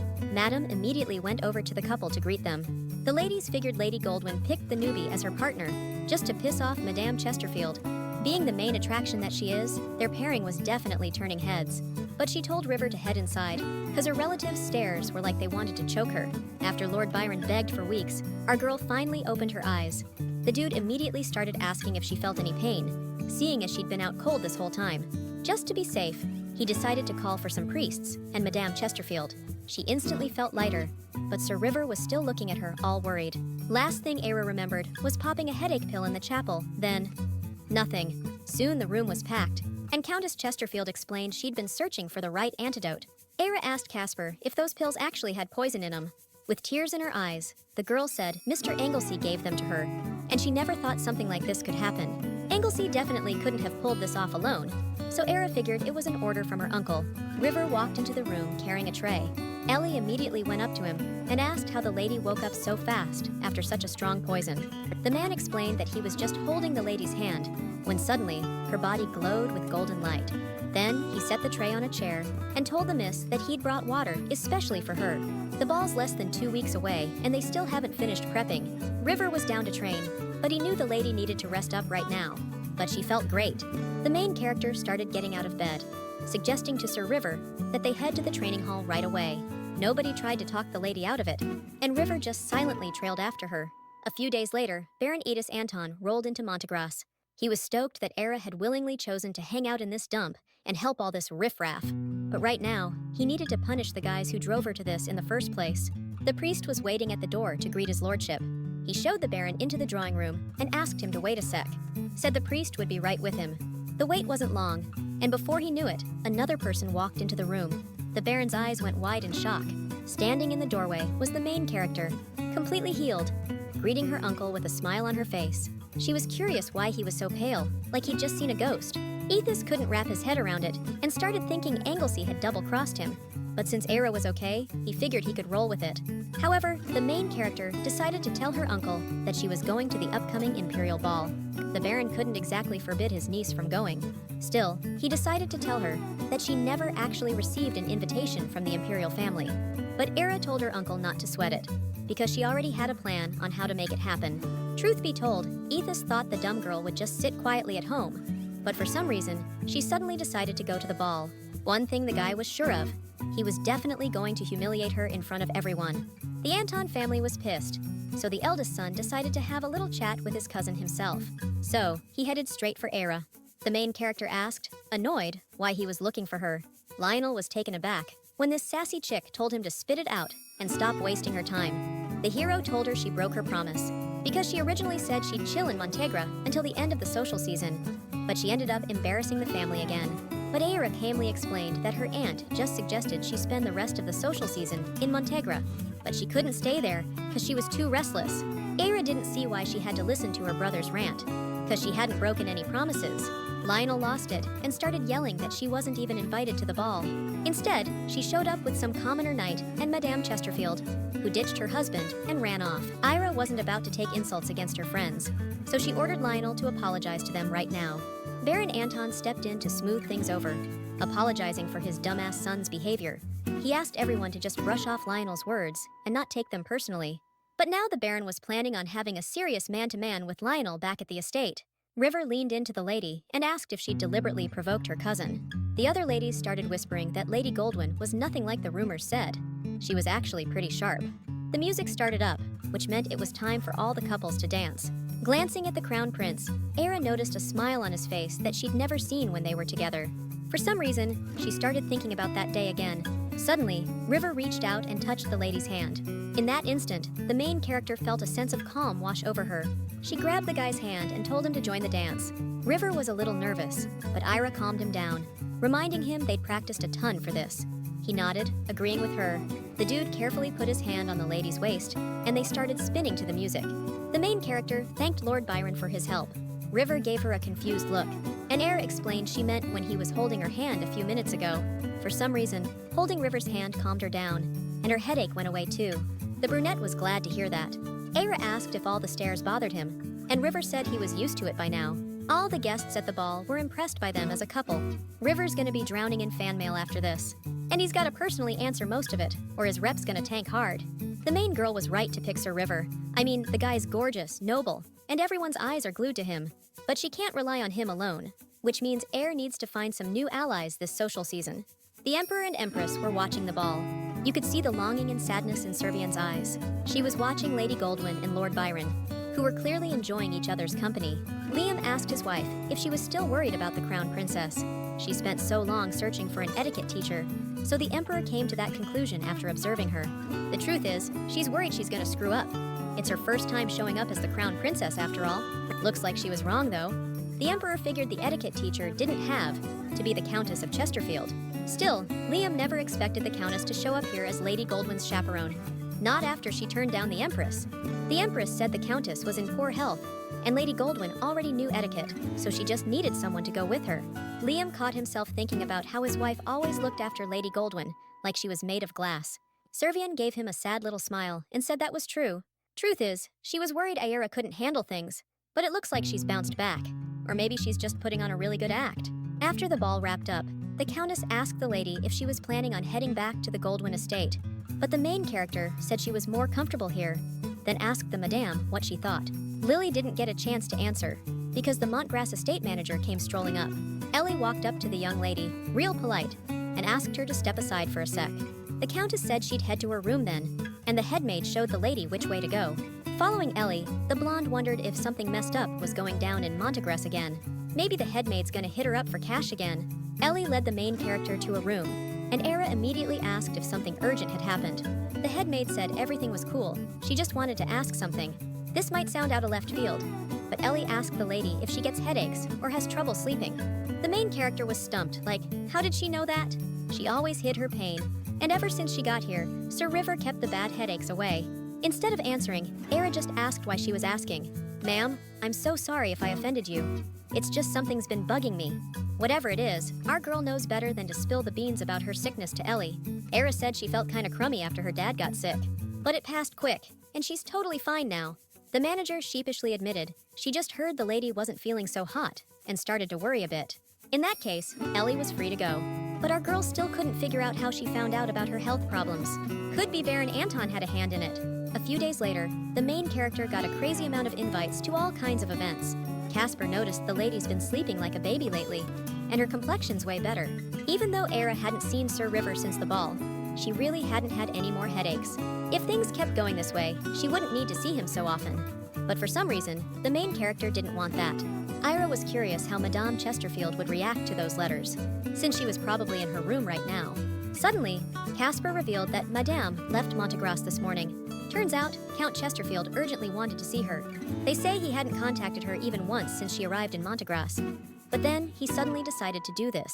Ira knew perfectly well what it was like to be in a house where no one supports you, so she hoped everything would be all right. The Countess sat in the carriage and reread the letter over and over. It said that Count Chesterfield had seen her at the ball, meaning she was already recovered and could come home soon. The Countess asked the coachman to drive slower. She said she needed the break because she gets carsick after not traveling for a while. Even so, the woman still showed up at Chesterfield Estate before long. The butler greeted her, clutching her skirt. Lily mentally told herself not to be scared, because she'd get to see him. The maids started whispering the second they saw the Countess of Chesterfield. Another woman came out to greet Lily. It was Vera Blackwood, who was currently the Earl of Chesterfield's mistress. Vera had heard the Earl invited her, of course, but didn't think the Countess would actually show, so she wasn't even ready for this. Lily asked coolly where the Earl was. The mistress glanced at a maid and told her to take the Madame to him. While the Countess was gone, Vera most likely took over running this house. Of course, it's partly her fault too, since she ran away like a coward. A maid knocked on his lordship, Earl Chesterfield's study, and announced that Madame Chesterfield had arrived. The Earl greeted Madame with a warm smile. She probably got his letter this morning and came straight here, which means she accepts his proposal. He'd thought it all through. Vera was having a hard time without the Countess, having to do all her chores. The Earl promised to prepare Lily's bedroom, but the Countess suddenly refused. He clearly misunderstood why she came, because Lily didn't return to live with him as before. She's the rightful heir to the Chesterfield family, and he only got that title by marrying her. The Earl reached for her shoulder, but she shoved his hand away, making it clear she was dead serious. Now, Lily's out to fix that screw-up and get her title back. In other words, they're officially done. A few days later, at another tea party, the ladies were buzzing about the latest gossip. The Countess of Chesterfield filed for divorce. With a title on the line, this divorce is going to be a messy one. The girls decided to ask Lady Goldwyn if she knew any details, since she was with the Countess at the ball. But our girl just smiled and said she and the Countess weren't exactly close. Truth is, she was surprised too, because she always thought Lily was timid. But if she's cheating and divorcing, guess not. The high society dame admitted she was surprised, not only that Lady Eyre came to the ball with the Countess, but also who she was with that night. The lady with the pink hair wondered if maybe they'd met in Twinwale. The main character nodded, figuring it was common knowledge. Sir River and Countess Chesterfield are her benefactors. They helped her out when she was at rock bottom. After their meeting in Twinville, she kept in touch with Lord Byron. The main character asked the lady, kinda embarrassed, if she'd ever had that feeling, like destiny was pulling you together. The lady with the pink hair got curious and suggested they all go to the ball together.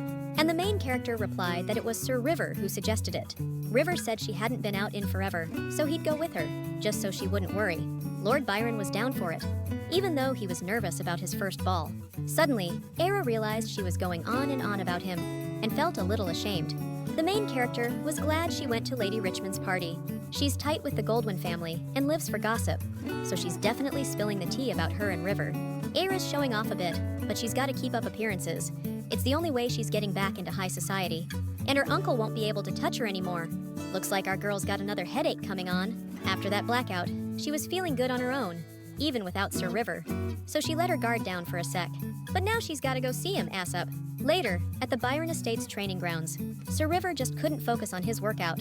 He couldn't stop thinking about Lady Goldwyn, her gorgeous eyes, and that killer smile. River was starting to hallucinate that she was right there, and when he heard her voice, he thought he was totally losing it.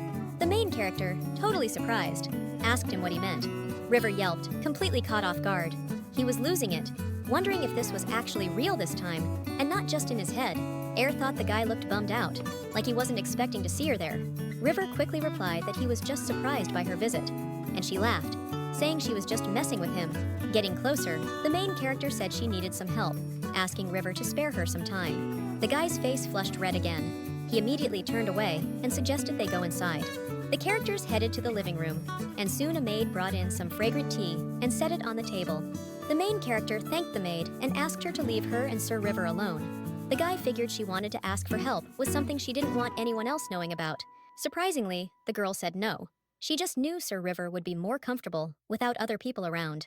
Taking a sip of tea, the young woman asked him if he'd chosen it himself, but Sir River awkwardly admitted he didn't know anything about tea. Actually, the main character thought it suited him perfectly.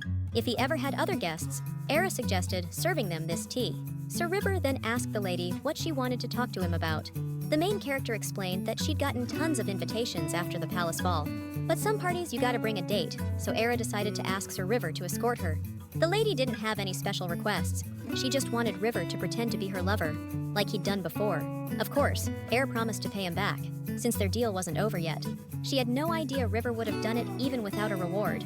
That's why he agreed to her request. Soon, every newspaper was buzzing about Lady Goldwyn and the commoner knight they kept seeing on dates. People started thinking the scandalous lady was trying to claw her way back into high society. There were even headlines saying they'd already secretly gotten engaged. Everything was going according to the main character's plan, though the engagement rumors were a bit much. Suddenly, Casper burst into the room. She showed the lady today's paper, freaking out that some serious crap was going down. Turns out, it was blabbing about Countess Chesterfield's secret rendezvous. Casper was clueless where these rumors even came from. The main character realized her maid was in the dark, which is why she was so shocked. Era asked if the madam knew already, but Casper said she hadn't seen her in ages. The main character wondered if it was all a setup by Earl Chesterfield, who knew about everything from the jump. If the madame's in trouble, Era's screwed too, but she immediately scolded herself for being so selfish. Best not to tell the Countess anything just yet, so the main character told Casper to keep it zipped too. The maid nodded, and the main character dismissed her. Soon after, Era hit up another event with River. The aristocrats were already buzzing about the latest gossip. The main girl decided to ask her companion if he'd heard anything about the recent dirt. The guy replied that stuff was pretty hard to miss, but he didn't get what the big deal was. As far as River knew, Earl Chesterfield had a mistress too, so why was everyone blaming the Countess? That surprised Era, but she still replied that for aristocratic men, having a mistress was pretty normal. Like, if there aren't any kids in the marriage, the law doesn't stop them from having lovers. But if a married woman hooks up with another guy, that's considered a crime. In that case, River didn't understand why the madam would do it, knowing the consequences. Catching himself, the guy quickly added that he wasn't blaming her. He was just curious why Countess Chesterfield did it. With a mysterious smile, Era said Sir River was right on the money. She was only thinking about bearing the scandal, but maybe there's another way to play this. As soon as night fell, the girl headed over to see Madame. Lily opened the door right away and let Lady Goldwyn in. Seeing how sick she looked totally caught the main character off guard. She wasn't expecting that. Era asked Madame if she'd already eaten, and Lily said she had zero appetite. The woman added that the lady herself knew what people were saying about her. Countess Chesterfield figured it was all her fault. She confessed she had been secretly seeing another guy behind everyone's back. But the main character told her not to talk like that, because Earl Chesterfield cheated first. Look, I know this is forward, Era said, but I want to pay you back for all you've done for me. So get this. Lily filed for divorce, but the Earl, he's refusing to sign the papers. The Countess's eyes went wide when Era asked, "What if we made him agree?" Lady Goldwyn just smirked and said, "Let's make him an offer he can't refuse." A few days later in Twinville, one of the guys noticed his boss was in a surprisingly good mood today. Frederick grinned. "Finally heard back from my darling wife. Been waiting forever."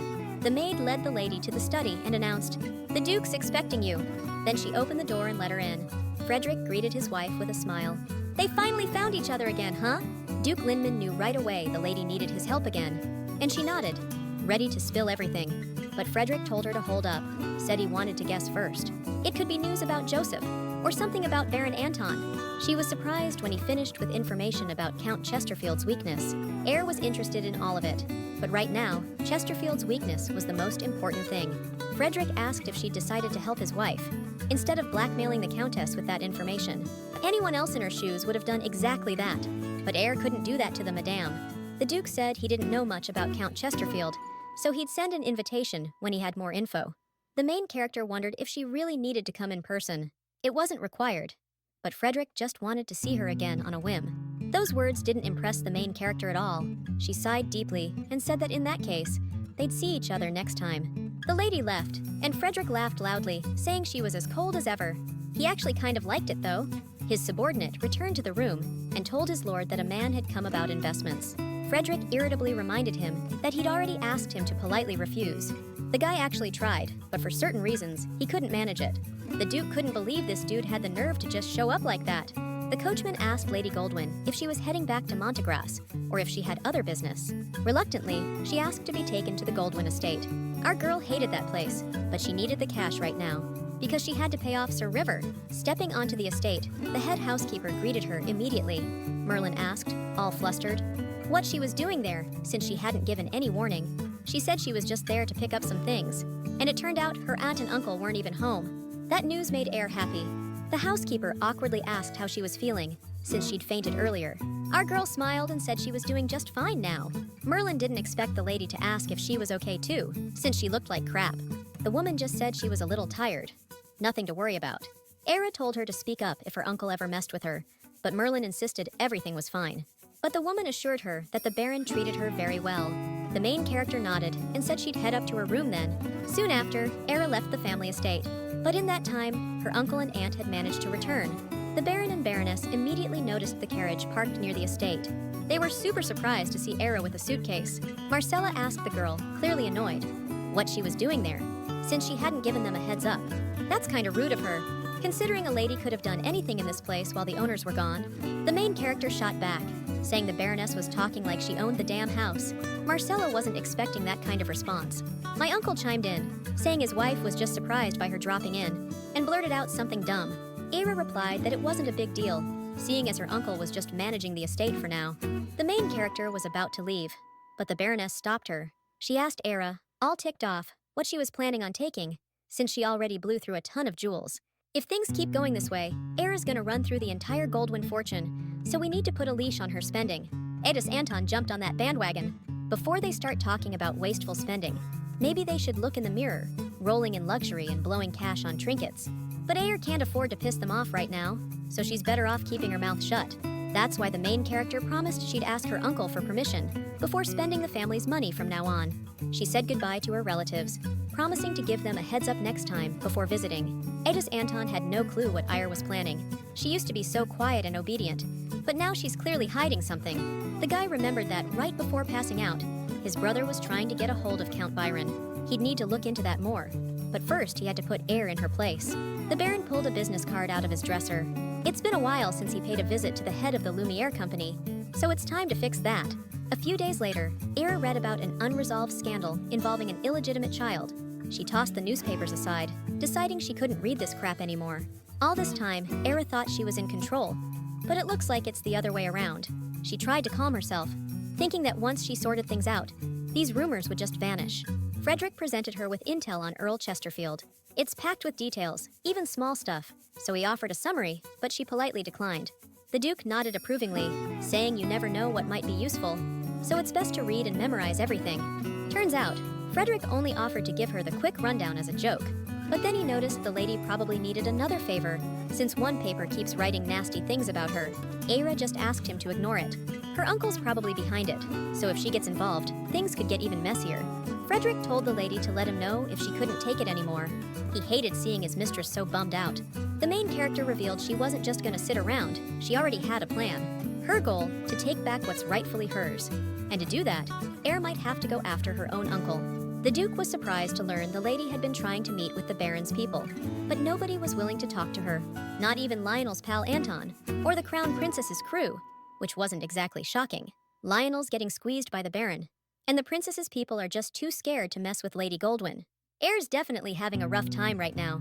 The main character asked the guy how much she owed him for the info, but the Duke wouldn't take a thing. That was awesome, especially since Eyre's been strapped for cash lately. She said her uncle won't let her spend any money without his say-so. Before she left, Frederick told her she could hit him up anytime if she needed help. He could figure out a way to help her without raising any red flags. The main girl thanked the Duke, but said she could handle everything herself. If you lean on other people too much, you can end up depending on them. She left, and Frederick's face just fell. Casper was shocked to hear the madam got info on Count Chesterfield. The main girl said she dug up that much dirt in Twinville. That made the maid even more blown away. Casper knew damn well that info from Twinville was expensive, so she asked how much the madame paid. With a smug grin, Eyre replied that she didn't pay a dime. Guess she just caught the eye of the owner of Twinville. Casper asked, all hyped up, if the madame managed to find out who really owns Twinville. Only now did Eyre realize that nobody knows that info, and Frederick probably doesn't want to spill. Even if the main character told someone now, nobody would believe her anyway. The Earl's image was squeaky clean. He's got no business troubles, and he's not beefing with anyone either. But suddenly, the main character spotted a sheet of paper with a bent corner. The girl pulled it out and started studying it closely.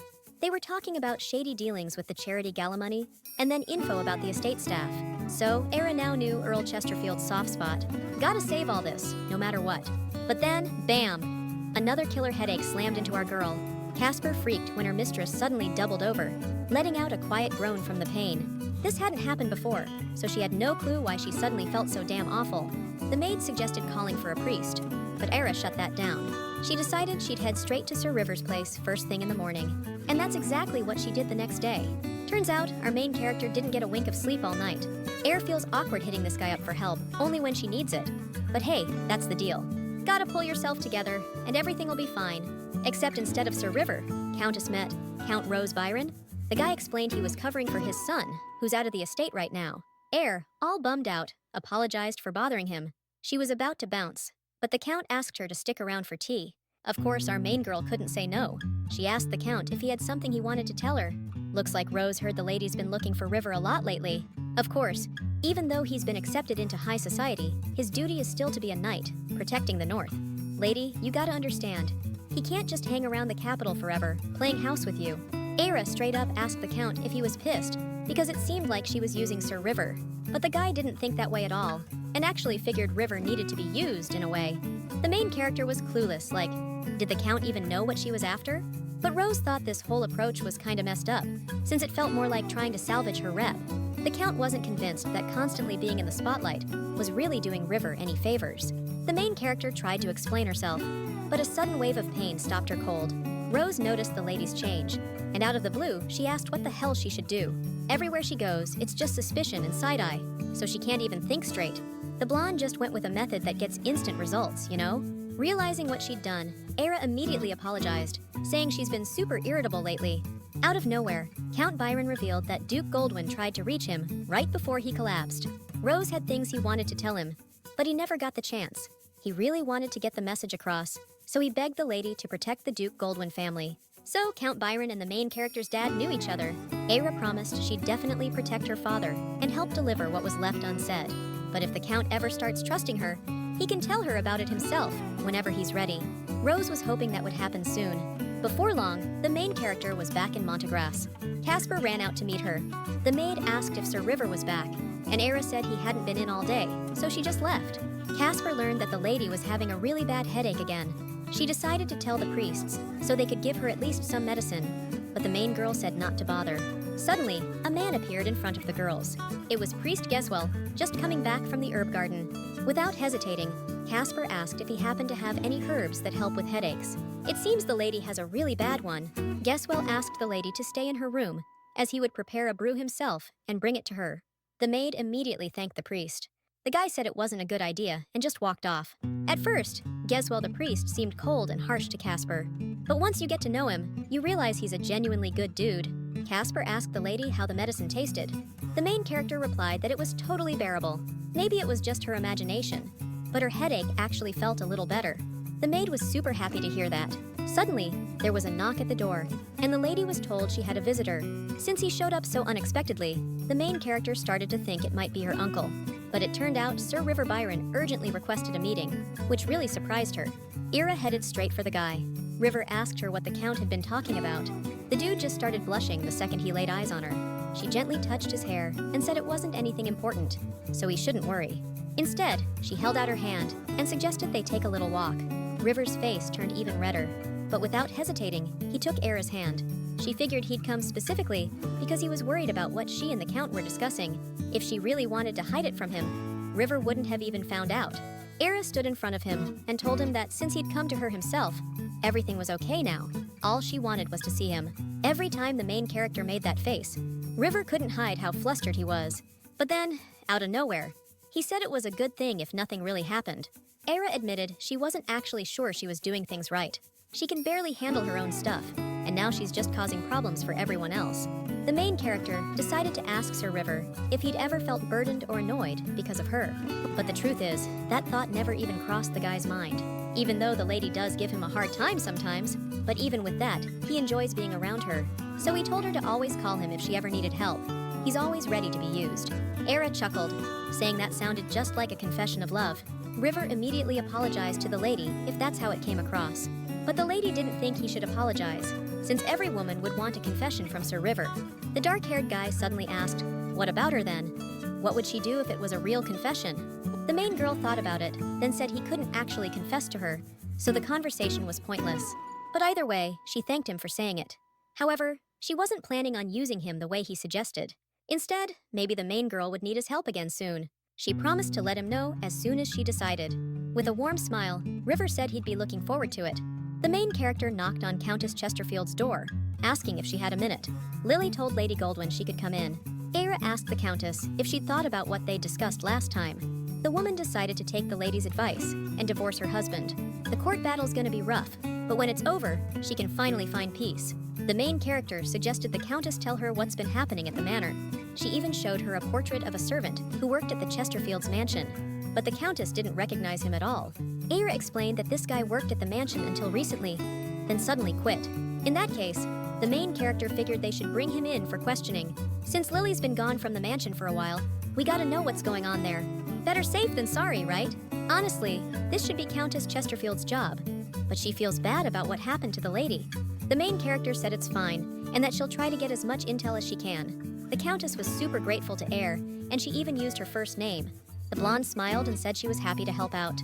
Later, at the casino, the guy cursed. His luck was just totally sucking again. He's gonna lose it all, right here, right now. But the hero begged him to wait, saying he'd definitely win big next time and take home a massive jackpot. If he really wanted to, he would have crushed everyone here a long time ago. Just then, knights burst into the casino. Everyone inside started freaking out, thinking it was a raid. One of the knights pointed to their main target, the reason they were even there. This was the guy mentioned in the documents the lady handed over. The dude immediately dropped to his knees, begging the knights to forgive him and let him off just this once, saying he'd only been there a month. But then, out of nowhere, a knight politely asked him to stand up. The redhead was stunned when he heard Lady Goldwyn wanted to meet him. The main character complimented the knights on a job well done. One of them replied that thanks to the lady, he even got to leave the house, which was nice, though the job itself could have been more interesting. Ira asked me to tell Sir River she appreciates it, since they wasted the Byron Knights' time. The rest of you can head back, but she wants to keep just one of you around, just in case. Then, the main character turned to the guy and told him she was glad to finally meet him. He asked why he was summoned, and Ira told him not to worry. She wasn't planning on hurting him. She suggested he take a seat, since he must have had a rough journey. A couple of minutes later, the guy confirmed he worked at the Chesterfield estate for a few months. The only thing the main character cared about was why he left the estate. The guy replied that you don't need a reason to quit a job. He just decided to head back to his hometown. But the main character knew the truth. He actually stayed in the capital and started participating in underground games. Word is, the Earl of Chesterfield gave him a pretty sweet severance package, which means something big probably went down at the mansion. But the guy couldn't say anything, because he was scared the lady was meeting with him on the Earl's orders. The main character figured something happened at the mansion, and the Earl of Chesterfield paid him off to keep quiet. Aira told him not to sweat it, because she wasn't on the Earl's side, since she was there on behalf of his wife, the Countess of Chesterfield. The guy was floored when he heard that. The main character straight up admitted she wanted to help the Countess and get some dirt on the Earl. She asked the former servant if he still had any doubts. If Lady Goldwyn was really there for the Countess, he was ready to spill.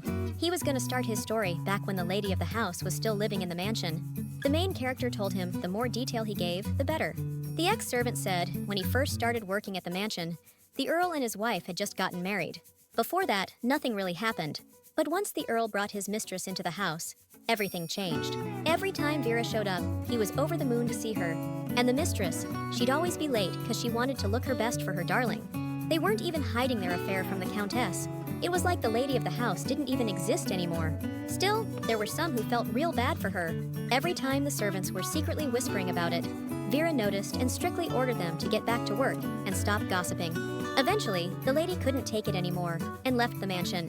The Earl and his mistress were happy that everything had finally fallen into place. However, some of the servants didn't see it that way. They weren't about to accept the Earl's mistress as their new lady, much less obey her, because the real mistress was the one they used to serve. The next morning, the Earl gathered all the servants. He angrily announced that after last night's dinner, someone had dared to speak disrespectfully about Vera. The Earl pointed directly at the storyteller's buddy. He started racking his brain, trying to come up with a punishment that would make the servant regret it for the rest of his life. Those words scared the worker half to death. The Count and that woman were acting like they owned the place, like the lady of the house didn't even exist. Then, one by one, the people loyal to the lady started disappearing. But the guy telling this story, he stuck around through it all. After all that chaos, he was basically a ghost, trying not to be noticed, and he only left the mansion later. It all happened because of one incident. The guy knocked on the Count's office door, and when no one answered, he was stoked, figuring he'd snoop around and get out fast. He started shuffling through the papers on the desk. Suddenly, one of the papers slipped and fell to the floor. When he picked it up, he instantly recognized it. The income report from the charity gala, which was supposed to be kept separate. That pissed the guy off, because he realized the Earl had swiped that money illegally. But out of nowhere, the head of Chesterfield walked back into the office and caught the servant. The storyteller said he was just sorting through papers and tried to bolt, but he got stopped.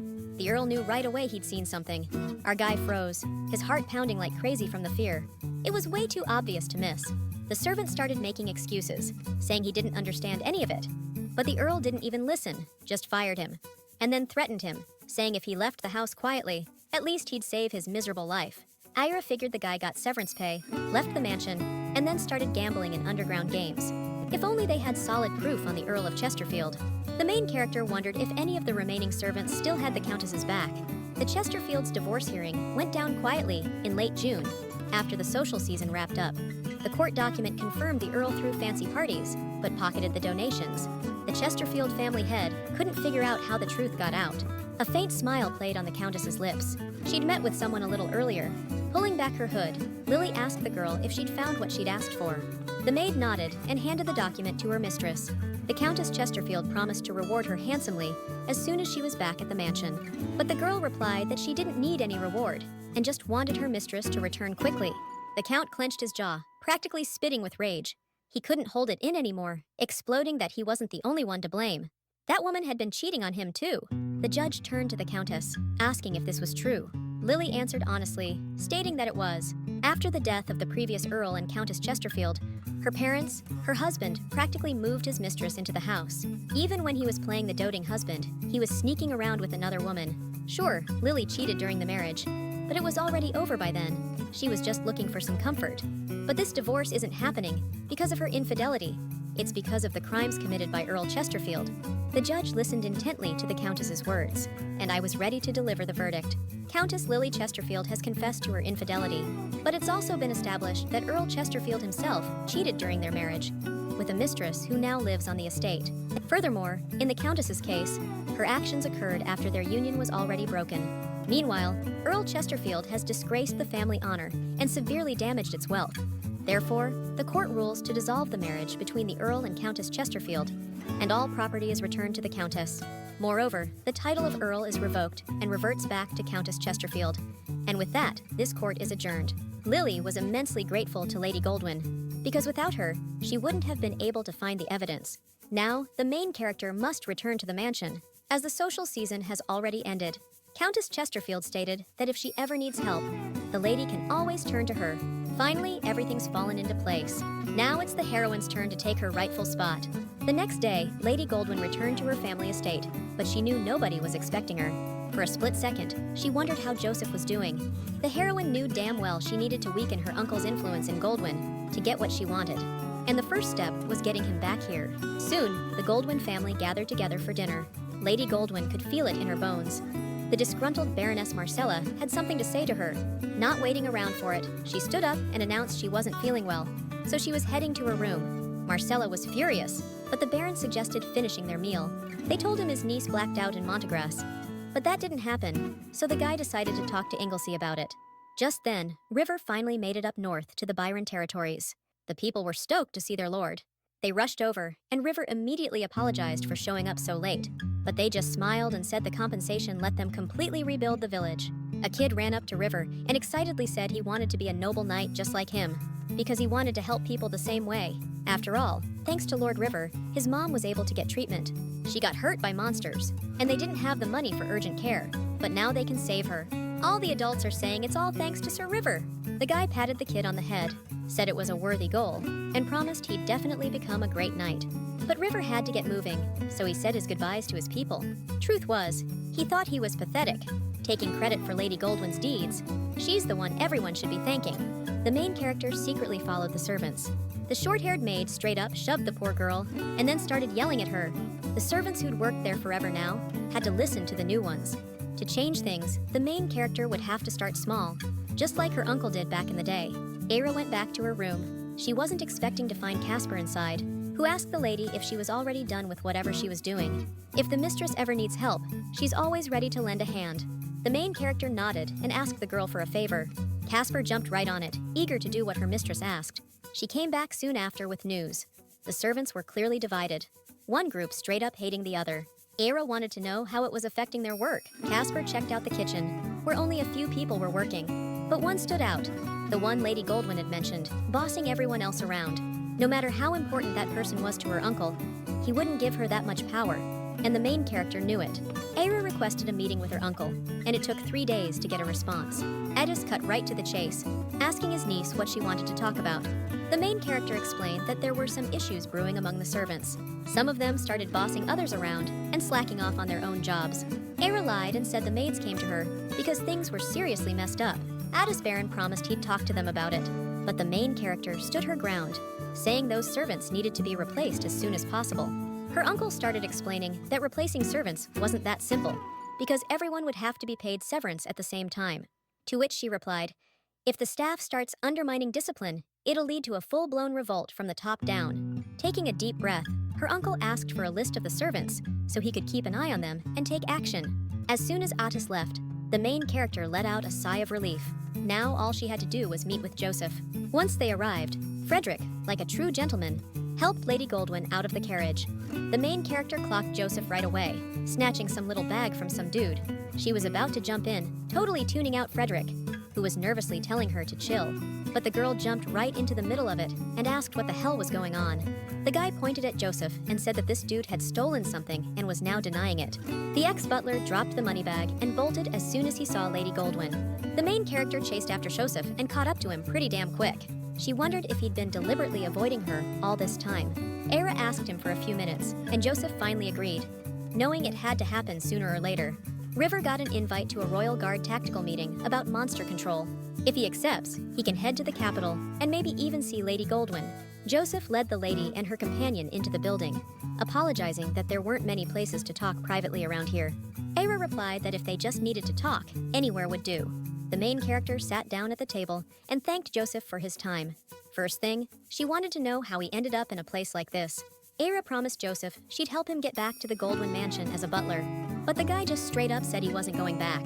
So, Joseph wanted the lady to stop worrying about him. He asked her to leave him alone, then got up from the table and walked out of the shack. Frederick wondered if she really wanted that guy back at the mansion, since finding someone new would be way faster. But only Joseph truly understood the main character and could help her, which is why she needed him badly. River got to Montgraph, and the head housekeeper was right there to meet him. Ellie figured out quick that the guy was here for a reason, so she told him straight up that Lady Goldwyn was back in the mansion, and you could see the disappointment wash over the Lord's face. Not wanting him to just leave, the housekeeper offered him tea and figured she'd ask about that golden light. River asked if it was really that big of a deal. Turns out, they often see gold as a divine blessing. If that light showed up when they touched, maybe the gods chose them, which is why the lady woke up. River said that Count Byron doesn't believe in God, and honestly, he's not too religious either, thanks to him. Still, the guy wanted to know if the blessing only shows up when they touch. Ellie said it usually depends, but yeah, most of the time. River couldn't help but wonder if the lady knew about the blessing and did it on purpose. But he couldn't just go up to her and ask, you know?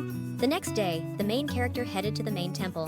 Her head was still pounding, but she kept pushing through, trying to stay strong. Ira was looking down when she suddenly noticed someone on the step above her. She was surprised when she realized it was Sir River. The main character confessed she didn't know he was out of the capital. River told Lady Goldwyn he wasn't expecting to see her here either. The girl asked what brought him to the temple, and he said he wanted to figure something out. He decided to ask the lady what brought her here too. Era said she came here to see her father, since he's under the priest's care and getting treatment. Awkward silence hung in the air between them. Closing his eyes, River told the lady he had to get going. But suddenly, she grabbed his hand and anxiously begged him to wait. The second she did that, her headache started to fade away. She let go of him and apologized, saying she was just really happy to see him. She touched him first, again. River never thought he'd start noticing stuff like that. He told her he was happy to see her too. And then, without another word, he just walked away. The main character walked into the room where her father was lying. She sat down on a chair and immediately apologized for not visiting him lately. High Priest Amadia entered the room, and seeing the lady inside, said with a warm smile that it had been a while. The main character smiled back, greeting the man. The High Priest offered to bring the lady some tea, but she politely declined. She decided to ask about her father's condition. Amadeus said, with a sad voice, that he still showed no signs of waking up. He promised to try to pay more attention to it, but Era replied that he was already doing enough. Surprisingly, the high priest asked the lady how she was feeling. She rarely comes to the temple, so Amadia was starting to worry if she was too busy and taking care of herself. Should I even hide these headaches and insomnia from the high priest? Back then, my uncle wondered out loud if I wasn't feeling well. Maybe it was because of everything that had happened. So Edis promised to have a doctor make me some medicine. I genuinely thanked my uncle at the time. But then, out of nowhere, he told me not to tell anyone about feeling sick except him. Said you can't go showing weakness to anyone. He wasn't wrong, and I actually agree with that. But the problem was something else entirely. My uncle definitely had some hidden agenda. He gave air poison through Anglesey, and told me to keep quiet so I wouldn't get medicine from anyone else. How could I be realizing this only now? The priest noticed the lady seemed off, and she explained she hadn't been sleeping well lately, which gave her headaches sometimes. Amadea asked, concerned, how long this had been going on. Era said it had been happening for a while, but it had gotten better recently, though now it was starting up again. But it's fine. It's not like it's a serious illness. The high priest needs to focus on Dad, so Era didn't want to bother him with something so minor. Amadea promised to prepare a blessed prayer for the lady, and she thanked him for it. Then, the high priest left the room. Once alone, Era told her father about her plan to bring Joseph back to the mansion. Her uncles replaced a bunch of the staff in that time, and that's not even the half of what needs fixing. But if she does everything slowly, by the time Dad wakes up, everything will be back to normal. So the main character decided to make that promise. The Baron blew a gasket. He'd sunk so much cash into that good-for-nothing, and now he's saying he can't keep the night anymore? We gotta keep those rumors about Air circulating. The problem isn't that she's a bastard. It's that the prophecy was just interpreted wrong. The Baron's guys started the rumor about the engagement being off, but they kept it low-key so it wouldn't die out. Adis told his man to find out who's been talking to the head of the Lumiere trading house lately. Now it's pointless for the Baron to try and use that poison that already failed to kill his niece. Edis asked for Anglesey to be brought to him, because he's got a job for him. The next day, the healer showed up in the Baron's office. Edis asked how things were going, and Anglesey said everything was still the same, so he'll be able to whip up some new medicine for Era. That made the doc raise an eyebrow.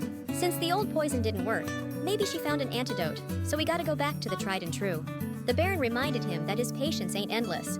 That's why he ordered the poison dosage doubled. Anglesey got all worked up, trying to explain that it'd be too obvious, and they'd definitely leave a trail. The Baron agreed, but couldn't care less, since there's no proof tying them to it. If the doc didn't want to do it, he could have said so, and Edis would just find someone else. The doctor bowed and promised the Baron he'd fulfill any order. A few days later, Anglesey arrived at the Goldwyn estate again. He was immediately greeted by Merlin, the head maid.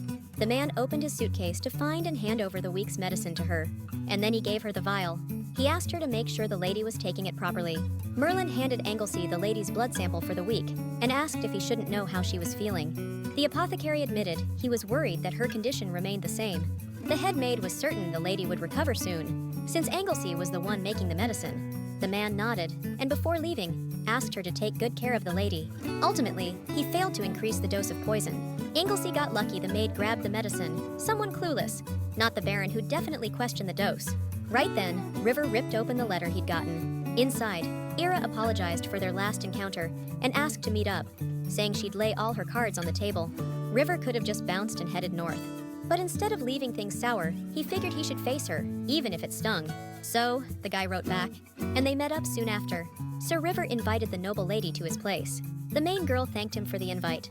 With a friendly smile, the guy asked the lady to let him escort her to a quiet spot. Sitting across from each other, Era apologized again for what went down at the temple. River was completely caught off guard by that. The main girl asked, all flustered, if he wasn't surprised when she suddenly grabbed his hand. Era thought he seemed upset back then, but River said that wasn't the case.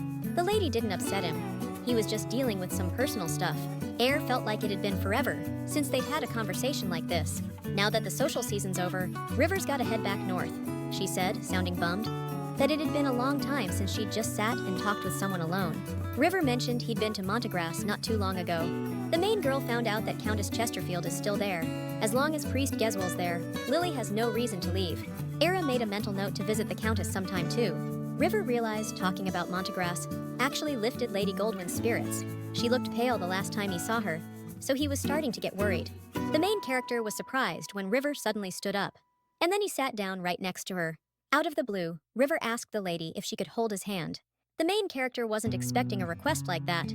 River explained that when she holds his hand, her expression becomes more peaceful, and he wants her to always feel at peace, even if it means taking advantage of her in the process.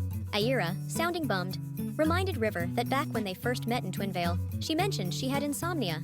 At the time, River thought she was just making up some weird excuse, but she confessed that headaches and insomnia had been torturing her for over a year, and nothing helped. She could only fall asleep in bed with a guy after downing a ton of booze. However, after meeting River, a miracle happened. The pain that had been tormenting her all that time just vanished. That's why she started seeking him out. But now Era totally understood that was messed up. She should have told him about it sooner, so she apologized again for being a jerk. River replied it was cool, since he probably wouldn't have believed her back then anyway. Honestly, he's still having a hard time believing it now. River, all confidence, told the lady that if she needed him, she could reach out anytime. If she wanted, he'd delay her return up north. He'd just tell everyone else he decided to stick around the capital a little longer. The main character flashed a wide smile and thanked River. The guy was booking it, trying to get away from whoever was chasing him, but he tripped over a pebble and went down hard, scraping his hands on the stone path. The dude started crawling backward, totally freaked out realizing his pursuer was about to strike. Crimson blood splattered against the walls of the dingy alley. The chaser didn't get why you'd run when you knew you were going to get caught eventually anyway. Frederick pulled back his hood and said, annoyed, that this was really getting on his nerves. The Duke peeked around the corner and found the man he was looking for. Joseph was wounded and out cold. Taking a deep breath, Frederick hoisted up the former butler. Hey, what wouldn't he do for the lady? He carried Joseph back to the house and laid him on the bed. Then, he cleaned and bandaged the wound, wondering why anyone would attack him. The guy didn't look like some common thug, which meant someone was probably holding a grudge against Joseph. The next day, Lady Goldwyn paid Frederick a visit. She gave him a confused look as he studied her face intently for a few seconds. Frederick concluded that things were apparently looking up for the lady. He figured something good must have happened. The Duke was even a little jealous, feeling like he was aging by the day because of the lady. Era didn't get what he meant, and Frederick added it was just a joke. But the guy revealed something did happen a few days back, though the heroine couldn't immediately tell if he was kidding. She knew she was putting the Duke through hell, so she promised to pay him back for everything, no matter what. Frederick said he'd be looking forward to it. He was sure the lady had come to hear news about Joseph. He got seriously injured recently, but Frederick gave him first aid and called a doctor, so he should be fine. Era couldn't understand how the Duke could talk about it so casually, but Frederick replied that he always thinks about the lady and cares about Joseph's safety. The main character said she wanted to see him, and the Duke suggested doing it tomorrow, but she shot that down, saying she wanted to see him right now. So they did, but Joseph just told them to get lost again. The ex-butler kept repeating that he wasn't going back to the mansion, ever. The main girl asked if he'd really do that, even if the Goldwyn estate fell into the uncle's hands. Era didn't know why he left and was hiding out in a dump like this, but the main character wasn't just begging him to come back. She needed Joseph's help, because she was planning on taking back the Goldwyn estate. The ex-butler definitely wasn't expecting her to drop that bombshell. Right before he blacked out, the Duke passed on a message. The guy reached for the drawer and yanked it open right away. Turns out Duke Goldwyn knew someone was gunning for him, and he figured Baron Anton might be behind the whole thing. So, he left Joseph some documents. The ex-butler kept him safe, and now he's handing him over to the lady. The main character was like, "Why are you telling me this just now?" Truth is, Joseph just didn't realize how serious she was, figuring she just needed a shoulder to lean on. He always saw her as this bright, cheerful girl, so he thought she could handle it all. Frederick, looking annoyed, asked Joseph if he seriously underestimated Era. The guy explained that the documents have intel on the Duke's secret funds and where the money came from. But most importantly, they've got the dirt on Baron Anton's weaknesses. If Joseph had handed over those documents sooner, Lady Goldwyn wouldn't have had to go through so much crap. But if that had happened when Era was totally clueless, they would have ripped everything away from her. Frederick let the lady know he'd be waiting outside. Joseph straight up asked the girl what her deal was with Duke Linman. Looks like he's got her back. But our girl couldn't blurt out that she met him in Twinvale. So Era told Joseph they bumped into each other at some fancy party, and he's been helping her ever since. The ex-butler mentioned he'd seen him around a few times, but this was their first chat. The Duke must have cracked the case of the desertification out west if he's back in the capital. The heroine remembered that the Linman lands are in the west, and the Duke was dealing with the desert problem a year ago. Era was so caught up in her own mess, she totally spaced on that. The lady said it was time for her to bounce, and told Joseph to head back to the mansion as soon as things calmed down. The guy just smiled and said he would. Plus, Era was planning to talk to the Duke, so Joseph wouldn't have to stick around a dump like this. As soon as the lady stepped outside, Frederick asked if everything went okay, and she said yeah. The Duke held the door open for her, and she told him they were heading to the Goldwyn estate. Frederick helped the girl get into the carriage. The main character decided to check out the documents Joseph had given her, so she pulled everything out. But then, a little note fell onto her lap, and it instantly grabbed her attention. She picked it up and read what was inside. And whatever it said, it made her freeze. It went something like this. If Era's reading this, things have gone south big time. If someone's threatening her, she can head to Montgraph and find a priest named Ellie. But even though our girl was in Montgraph, she never tried talking to her. Since her old man wrote the note himself, the info's gotta be legit. So, looks like our main character's gotta visit Montgraph ASAP. Ira headed back to the Goldwyn mansion. Marcella immediately met her, asking, all pissed off, where the hell she'd been and why she was just now showing up. Casper greeted the lady, and our girl told the Baroness she'd been at an important meeting. Without breaking stride, Era headed straight for her room. Marcella ordered her to stop and show what she was holding. But the main character just brushed it off, said it was nothing important, nothing to worry about. The Baroness didn't expect such insolence from that impertinent little brat. Those words stung, but the woman couldn't do anything to Era, so she just bit her tongue. The Baron asked his wife what was wrong. Marcella desperately asked her husband how much longer he was going to put up with his niece's antics. She's getting bolder every single day. That cheeky girl's already been to a few social events, and now she thinks she's all that.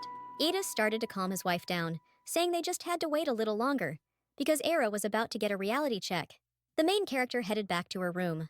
She told Casper that she was holding something incredibly important. The maid was surprised, since her lady said there was nothing important here. The main character told Casper not to worry so much. Era decided to go through all the documents again. She had an important request for the maid, which might be a little tricky. The main character wanted her to keep an eye on Giles for a while. If they want to get Joseph back to the mansion, the butler's spot needs to be open. Casper asked what if the butler was clean and innocent. But the main character seriously doubted that he was who everyone thought he was. Man, the manor gets dead quiet at night, which means Casper's gotta watch it and keep the noise down. But out of nowhere, she spots someone else creeping around the hallway this late. The headmaid jumped a mile when Casper called out to her. Casper asked if everything was all right, all worked up, and Merlin said she was fine, just had a coughing fit. Then the woman asks Miss Casper what she's doing up and about at this hour. Our girl kinda awkwardly says she couldn't sleep, so she thought she'd take a little walk. Still, even walking around the manor at night ain't safe, so Casper needs to get back to her room. She nods, and Merlin heads off to do her thing. It was all real weird, and the maid even started to wonder if she was just seeing things, but there was definitely blood on that woman's scarf. The main character was in her room, poring over all the documents. She found out that Zyle's father used to work for the Goldwyn household, but they cut all ties with him after some kind of incident. Aira wondered if her uncle even knew about this. All we can do is hope Casper digs up something. The main character decided to call it a night, since she had a meeting with Sir River tomorrow. The next day, the girl told the man everything she'd learned from the documents Joseph had given her. River reminded the lady that she'd forgotten something. He held out his hand, hinting for her to touch him. The main character did it right away and immediately felt relief. She confessed to River, kinda embarrassed, that holding hands like that was awkward for her. So the guy suggested they come up with a different way to do things next time. The lead girl smiled and asked if he'd made all the desserts himself, and River nodded. He didn't realize the lady wouldn't like it, so he just prepped whatever he could. With a warm smile, the girl told him that she did like it, but she only took a sip of her tea, and the guy figured she wasn't much for sweets. River remembered there was something he wanted to ask the lady. He was curious to know what kind of relationship Aira had with Duke Frederick Lindman. The lead girl explained that he just helps her out with stuff she can't handle on her own. River asked in a sad voice if he couldn't give her the help she needed. So, turns out, he's been sweating the fact that she's been seeing the Duke. Of course, the main girl gets why Sir River's all worked up about it. But when it comes to intel networks, the Duke's in a whole different league than Sir River. River apologized, saying he knew he shouldn't have even brought it up. Knowing the lady's in a tight spot, he shouldn't let his feelings cloud his judgment. The main girl promised Sir River that once everything's settled and she can finally catch a break, they can talk about what's really going on between them. River just nodded, agreeing with what she was saying. The main girl looked up from her book when Casper let out another one of those heavy sighs. So Aira decided to ask her what was wrong. The maid asked the lady if she thought the head maid was feeling all right. The main character replied that Merlin always says she's fine. Casper said she snuck out of her room last night to check on the butler, but ran into Merlin in the hallway. Aira was surprised she'd even go out at night, but the girl replied that it's the best time to move around unseen. Anyway, the head maid was coughing into her handkerchief. Casper could have sworn she saw drops of blood on it. Merlin looked rough, so the girl started to worry about her health. The main character promised that she would talk to her later. Casper didn't notice anything else weird, but the girl promised to speak up right away if she noticed anything strange. If Casper gets into trouble, the main lady told her to say she made her do it. The main lady figured she should be happy she wasn't feeling the heat. A few days later, Casper burst into the ladies' room, stoked she was already awake. The maid whispered to the lady that this info had to stay on the down low. The main lady gestured for the other maids to clear out of the room, like, now? That only meant one thing. Casper had dug something up. Yesterday, the maid snuck out to the garden and made her way to the butler's room. Even though she wasn't totally sure where his room was, she had a general idea of the direction. So, she stopped when she was pretty sure she'd found her target. The light was still on in the room, so Casper was surprised the butler wasn't asleep at this hour. The window burst open, and screams echoed from inside. Then a guy jumped out into the street and muttered he was seriously pissed off. Translation: someone was in Zale's room, and he didn't look like he was there for a friendly visit. Taking a deep breath, the main character praised Casper and told him to stay inside at night from now on. Aira wondered how she was going to catch that guy. She needed someone in the manor, someone willing to help, and strong enough to hold down a full-grown man. The main character wondered if she should invite Sir River to the manor, but she quickly dismissed that idea, since her uncle would never allow it. So, Aira considered asking someone else for help. A few nights later, the whole mansion was in an uproar because they found an intruder inside. All the yelling and commotion woke the Baron up. He came downstairs and asked what all the racket was about. The maids told him some scumbag broke into the estate, and they were saying he might be a hired killer. Luckily, the stable hand spotted him and held him down. Now, Edith had to lay eyes on the fool who dared sneak into his manor. The maids led their master to the right place. The main character, pissed, asked how he dared break into the Goldwyn estate.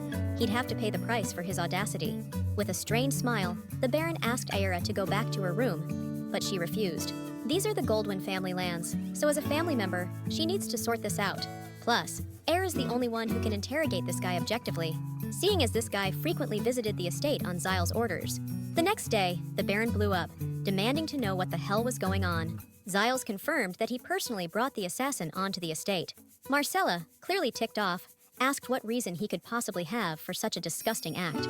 The butler had his own reasons, but he never intended to harm anyone who lived on the estate. But whatever the reason, you can't just let outsiders onto the mansion grounds without permission. The Baron waved his hand and said, "The important thing is that nothing happened."